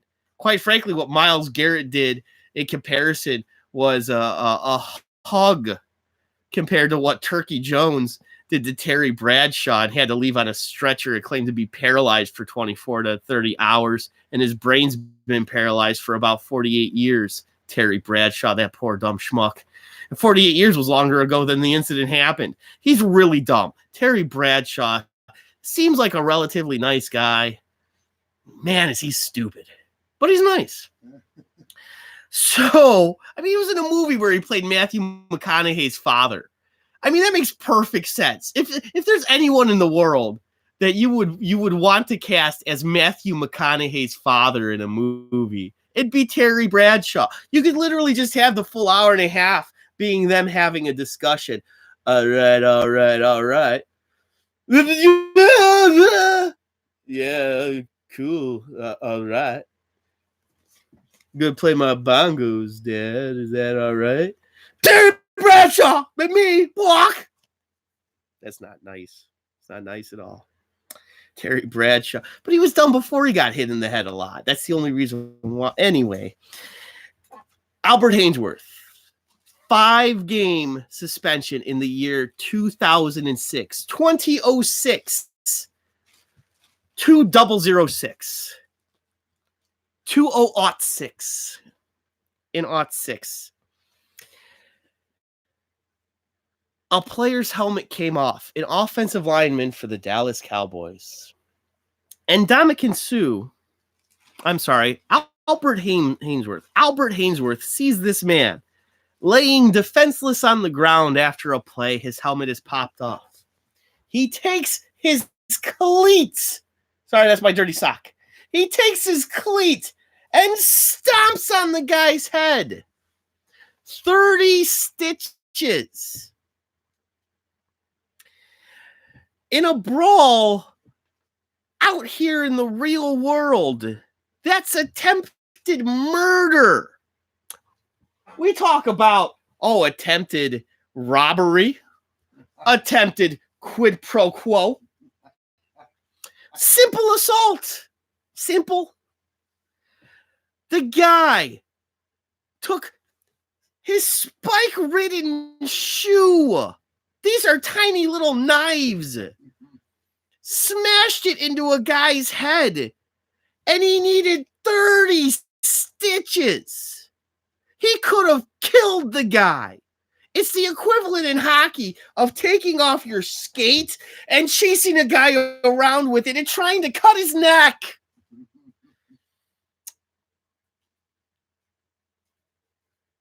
Albert Haynesworth got 5 games.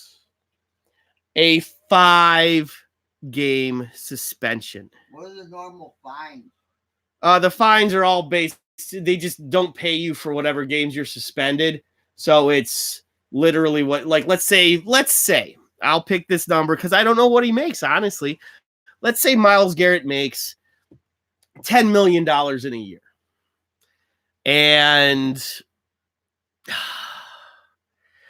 I don't know how they split it up by game. Do they just pay you 1/10? Let's say he makes $1 million a game. Is that right? Well, anyway, let's say that's what that is. You suspend him for 2 games, he's out $2 million. Or whatever it is. It'd be $500,000. Let's say they call it 20 games, preseason, all that. Because I was just thinking the home games in my head. I apologize for that. But so let's say he makes $500,000 a game. Really good money. Kind of money you can make being a relief pitcher in the major leagues. That guy doesn't have to. Well, no, neither guy works all that hard. Well, let's be honest. Both write poetry, I'm sure. So let's say he's got his $500,000 a game. He gets suspended for 4 games. He's out $2 million. If he gets suspended for 2 games, he's out $1 million or whatever it is. I don't think Myles Garrett's he was a first overall pick. Those guys tend to get paid a bit more, so it's probably around $10 million. He's still on his rookie contract though, and so yeah. I mean, then you take the Haynesworth thing, and he wasn't even on his big contract yet. That would have been a lot of money he would have had to cough up if it was when he signed a ridiculously large deal to play with the Washington Redskins. I don't remember. It was 7 years, $190 million, something really stupid. So regardlessly, No. in regards, Like the first time. yeah, I know, I do that as a bit. Regurgitedly, Voinovinovic. All these fake names out there. Forget the other one I came up with at some point in between Voinovinovic. Vidivic. Vavavavumvic. She is not a looker, by the way. Regardless, hey, that's sexist. We don't need my toxic masculinity.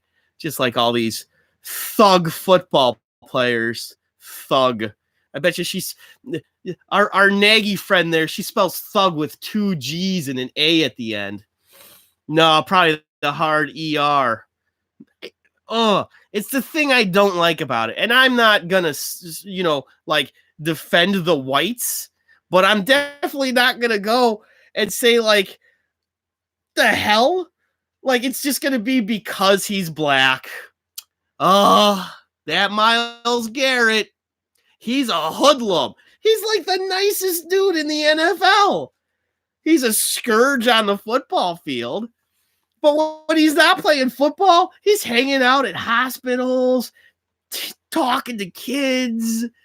Then he the guy got hit in the face by a fan and didn't retaliate. Exactly. Just 2 or 3 weeks ago, some ass clown jumps out of a car and says, "Hey, could I get your autograph, mister?" And Myles Garrett's all like, "Well, sure, kid. Roll down my window. You got something for me to sign?" "Yeah, my fist." Oh, and Garrett's just like, "The fuck? This is dumb."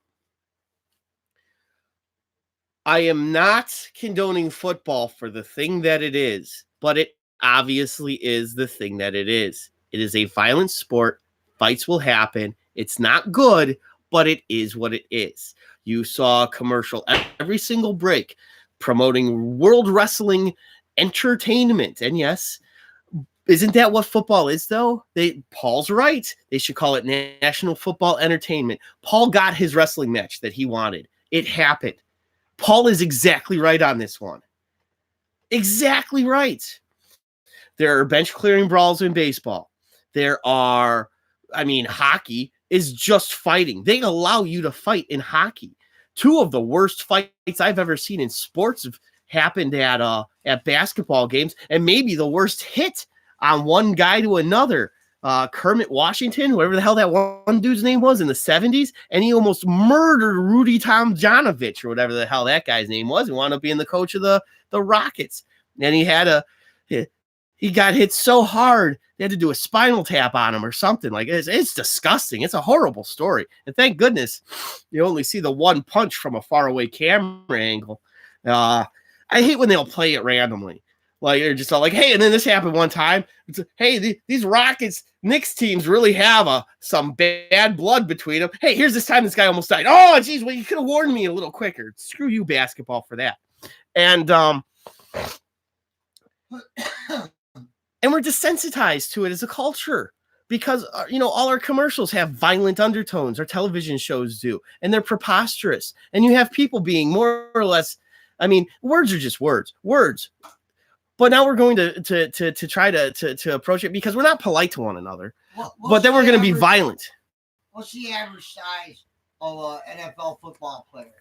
It depends on the position, but I would say 6'2", 250 pounds. About me, roughly me, just in better shape. How much physical power does some man in that bulk have? Well, especially one that's actually in really good shape. You see me. I'm about in what? Probably not 1/10, but probably not half. Somewhere in between. Depends on how good a day I'm having or if I was in my youth. You see some of the things I can do. I'm not necessarily, a world beater or great at finessing things, but I can probably lift this huge cabinet over my head. I can remember that piece of equipment we had outside and the girls would play in it, that in-between thing. I lifted that. I carried it from where it was at over into the back of the pickup truck and just did it. And that's not to brag, but it's also not a small feat. If I do things right, I can lift surprisingly heavy weights. What's the average size of a heavyweight boxing champion? Ooh, heavyweight, huh? They have to fit in that specific class. It's like a 200, 220, but their punch is usually because of speed and rate. Because they know the science of it. That's why they call boxing the sweet science, and it still is in a sense. Even before they had all the terminology for that stuff, they knew what they were doing. And when a boxer hits another man, that's why they make that big deal out of that Joe Johnson fella, or whoever the first big African-American boxer was. That guy was almost murdering people because he hit so hard. And that was in the 20s and 30s before you had the technology. Now, try to displace that into the football thing you're talking about, where you got men that are what's called a contact sport. Well, right, and you're hitting helmet to helmet, and this is another. It's a reason why the Steelers could be indignant. Another Browns player got kicked out of the game earlier on, Demarius Randall, because his helmet went directly into a Steelers wide receiver's helmet. I don't even think it was Smith-Schuster. I think it was the other kid. And it wasn't even that Randall appeared to do it on purpose, but it was the mere fact that he didn't really let up to not hit the kid. So because of that, he got ejected. And those hits, they've done the studies, and sadly, many times they're only able to scan players' brains after they've died. Right. And an unfortunate thing is in some of these circumstances, Junior Seau committing suicide. And the impact that all these hits put on people's brains, because it happens in the boxing world as well, and it happens in wrestling, even the fake wrestling, Right. that due to the numbers of concussions and other traumas to the brain, that, I mean, you have men, and I know I was making fun of Terry Bradshaw earlier. That one's not fair, because he's probably, you know, the poster child for that problem, even though he was an idiot before he ever got hit too, probably. But when they study these men's brains, like a Junior Seau who was 40, and he had the brain of an 80-year-old man. Yeah. And when Bernie Kosar talks, and I love Bernie Kosar, and he knows so much, and he's had to finally get his life right, and he's a little too hippie for me sometimes now. But there's times when you could hear him talk, and back when he was having some of the issues that he was having, you could just blame that for why he spoke the way he did. And he'd refute it, and he would say, no, it's from the years of playing, it's from the concussions. And now that comes across as being a definitive truth. You can believe that, because he's not doing the partying. He's been clean for a good long time, relatively. Well, the point I'm trying to make is, when you're involved in a sport, Mm-hmm. whether you're a player or you're a participant or a fan, on whatever level, these are human beings. Well, right. These are people. They're not just a piece of property that somebody owns. They're not something, gladiators for the crowd Warriors and soldiers. to watch them have battles Mm-hmm. and all this other stuff. They're human beings just like you and me. They just have to make a lot of money for what they're doing. And they make a substantial amount of money for what they're doing. It's true. And that's the biggest gimme in all of this. Because I feel bad that these guys acting like a bunch of children. They got into a fight. Yeah. That's childish. That's stupid. That's what it comes down to. Anyplace else, it wouldn't be allowed. All those guys would have went to jail, at least for the night. Right. You know, their wives would have had to come and bail them out. That's for sure. You know, and all that kind of stuff. If they got in a fight down at the office or down at the bar. Right. You would face charges. Or at a jam night or a or whatever the thing was, whatever the activity you were having, and some guy got ticked off of the other guy and a big brawl started, they all end up going to jail for at least a few hours. That's correct. But these guys are getting paid to play a contact sport. Well, you expect some of this stuff to actually happen because emotions get high, because it's an emotional game. It's a game all based on emotion more than any other sport. I mean, the reason why I'm not as big a football fan as I used to be is because my team doesn't exist anymore. It's a good point. When I was a youngster, I followed the Cleveland Browns. The Cleveland Browns went to Baltimore. The emotional attachment that I had to the team that was here no longer exists. This team isn't the Cleveland Browns to me. They're still an expansion team. Yeah, I understand that fully. So I just don't I don't involve my emotions in it the way I would have, had that not happened. So I can understand how this is an emotional game. And other people, some people, they can have multiple marriages and I'll be in love every time. Right. And all this other stuff. They can go from one thing to the next. Not everybody's built that way. Nope. So I was loyal to a team. That team was disloyal to me. They went to another city. That's true. And the city kicked them out on top of it. Right. They wouldn't meet them halfway on something pretty simple, quite frankly. So why am I going to let myself get that emotionally involved with a team? Right? Okay. So when I see these guys get all hot and bothered about, well, this is the Steelers, it's a rivalry. It goes back to ancient history that has no connection to this actual team, except for who was it? It actually was Lyle Garrett that said he was excited about it, wasn't it? Or who was it? It's the Cleveland boy. Oh, K. Hunt, Kareem Hunt. Yeah. They're making a big deal about the rivalry because he grew up with it. Yeah. You know, and he was into it. A young man who knows his history of it because he always had his uncles and his dad tell him about the good stuff from the 70s and 80s, and Hunt mostly watched the new Browns, unfortunately. Yeah, but at least he understands it. Most guys don't anymore. But since he came to it as a young man, he could feel that connection. So what basically happened? Somebody lost it. I take what Myles Garrett said afterwards. He says he's sorry he did it. He lost his head. He shouldn't have done it. It's out of character for him. It is, yes. For him talking the way he does in a mild-mannered way that he does, he reminds me of Tony. All right. You ever remember any Tony yelled at any?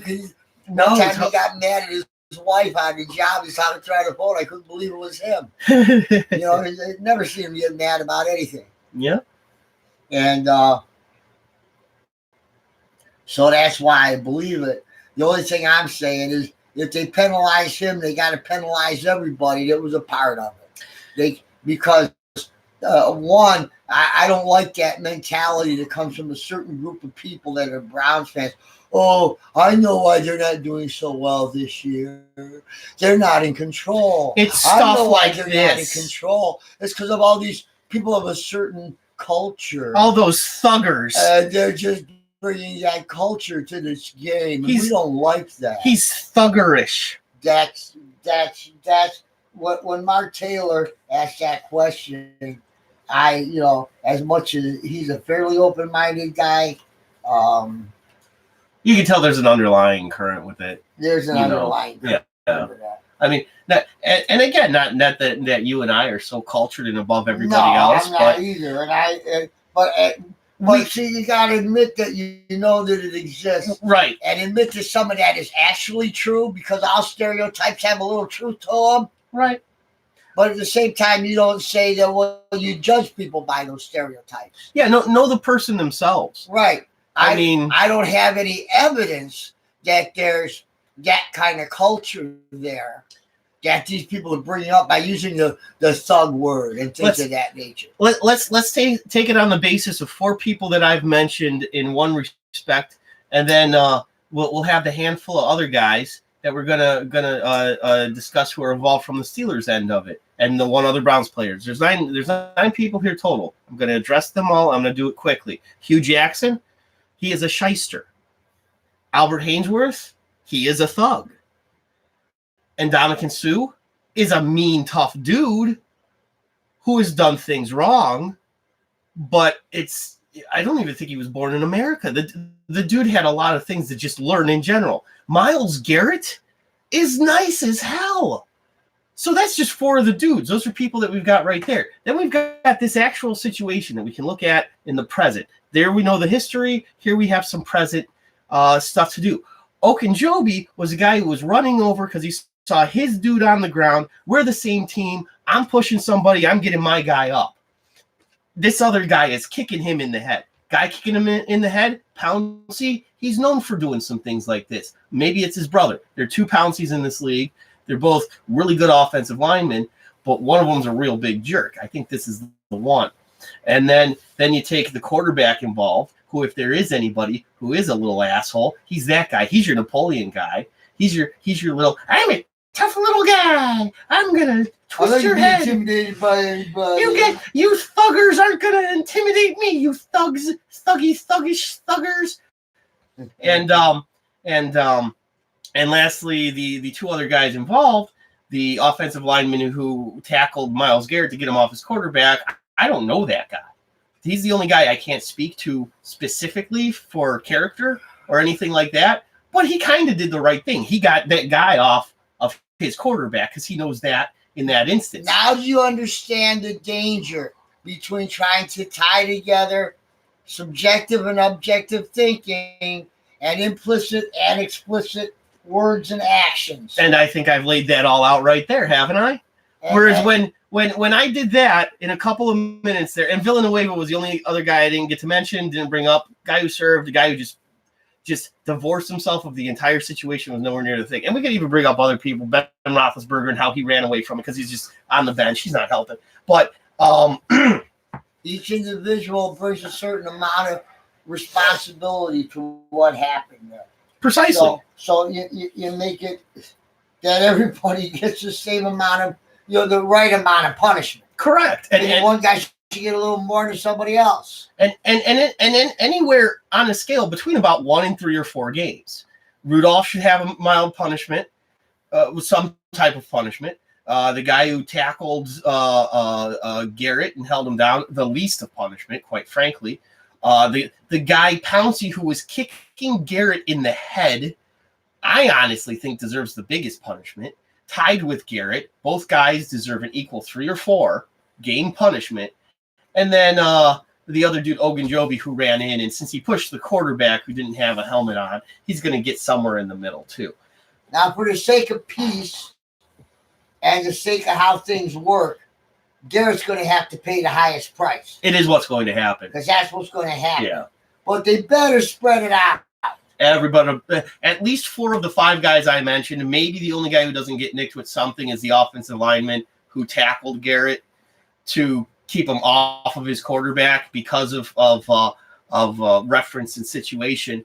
He might be the only guy who doesn't get dinged, but if Rudolph doesn't get something, oh my goodness. Oh yeah, and then it will look like the other thing that I was right. And they can't have that happen in the NFL right now either, because it's a dual full thing on that one. It's because he's a quarterback, and even worse, it's because he's white. Exactly. And if that's the case, then screw you, Roger Goodell. Screw you right in your overpaid toupee or whatever that bad hairstyle is, and just screw that league. You are now the NFE. You only care about quarterbacks. You are the National Football Entertainment League, I guess the NFLEL then, and it's what you are. And you're a sham. You're a mockery. You might as well just shut down the league, or just promote yourself as is. You're wrestling's twin brother, and you get Hulk Hogan to just do all sorts of work for you, and instead of the Monday Night Football theme song being sang by Hank Williams Jr.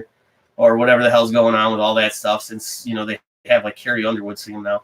Well, let me bring up the guy brother that I miss. Yeah, I know a good friend of mine can't stand him, but I miss Terry Francona. Me too. It's what, here I'll tell you this. I was messaging with someone yesterday, and they had said that they don't like football, and I'm reaching a point where I don't really like football. I cannot wait for baseball season. I mean, I didn't bother with any press conferences afterwards. I saw the little bit of talking with Garrett, and because I can only imagine the way it would go is Grossi's asking Kitchens, how are you going to address the Myles Garrett situation? He and I will talk about it. Mary Kay Cabot, how will you approach the situation with Myles Garrett? He and I will talk about it. There's Daryl Ryder or somebody. There's a situation in which Garrett Miles and you approaching. He and I will talk about it. And then you got to get a 4th guy, and he's a real moron. I don't even know who that is. Situation, you Garrett guy, stuff happened, fight thing, question, same, ask different, sort of tough, talk thing guy. It's probably Grossi again, quite frankly, because he's got a net dumb. I did it different wording, wordly words. Garrett guy, punch hit poems. I don't know. And it's all just dumb, and that's why I don't bother with press conferences anymore. But, yeah, I guess I would have to say I am in complete agreement with you, because you could have had just as bad a fight in a game between the Indians and Twins this past year, and it wouldn't be all this. It wouldn't be this. You go on, you play the next game. It just happened. What was the worst thing that happened all year with the Indians so far as someone losing their emotions? But they were someone who had a little bit of a track record with such a thing. Trevor Bauer throwing a baseball over the fence because he's a stupid little turd. He acted kind of in character. And since it was, before the trade deadline, and it was part of the reason why he did it anyway, he wound up getting traded. All right, problem solved. We're past the trade deadline. You're not trading Myles Garrett. He's too important to your football team. Trevor Bauer, you can still win without him. You were probably going to trade him anyway. And in fact, this Myles Garrett thing, in a sense, it's not as disrespectful as the Trevor Bauer thing.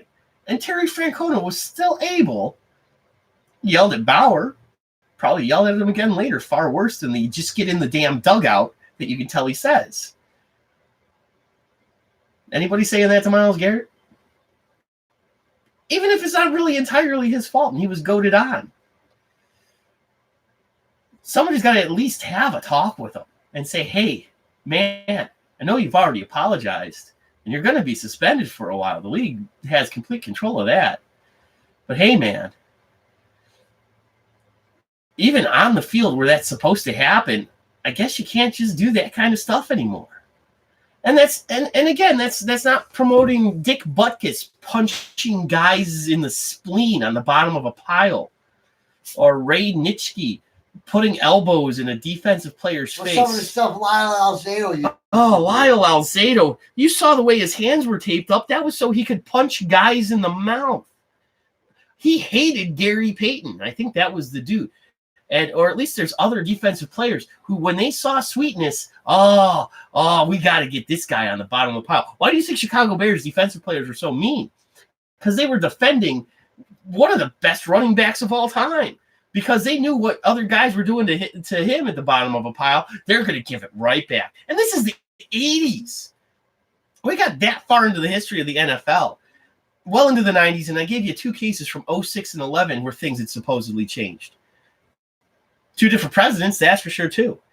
I mean, we can't blame this all on racism that apparently was just invented 4 years ago when Donald Trump began running for president.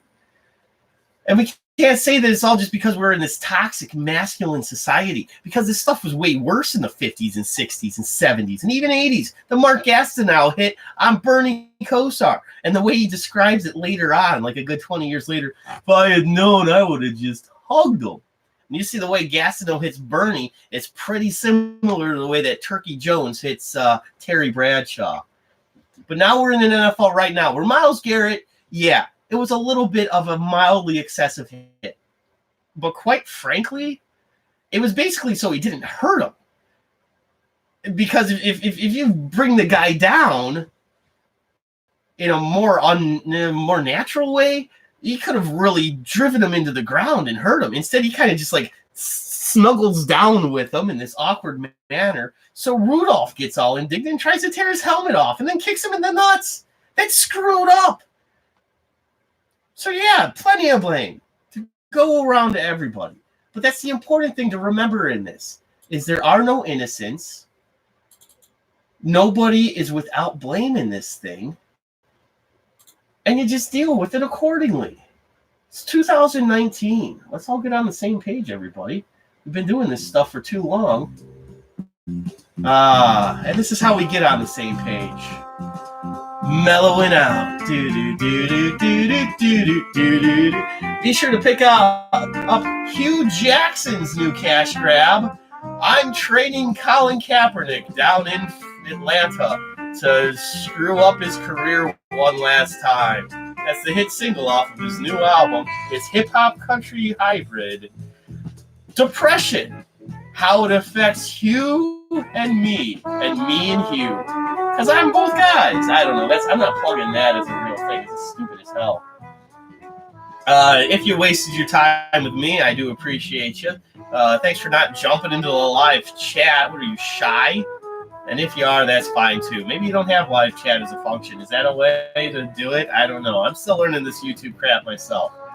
Obviously, especially since I keep reverbing because I'm probably too damn loud. But if you watched, I hope you enjoyed. Thank you for joining these shenanigans. My my brother Paul, my co-host, hopefully he finds his way back to Cleveland by Thanksgiving. The storyline is just pissing me off. But anyway, good luck to you, Paul, if you're out there listening and watching. Paul, my co-host, I wouldn't be a Warren brother if it weren't for my brother Paul. Although I do have a Warren sister, so I'd still be a Warren brother, I guess. Just want to thank my dad, as always, executive producer dad, watching over the show, making sure, I swear just enough, but not too much. And I'm only slightly more vulgar than I should be. For executive producer dad, you for watching, and of course, my co-host, my brother, my liege, my best friend, Paul Warren. I have been your host, Mark Warren. And until next time, this time has been the most recent. Good day, everybody.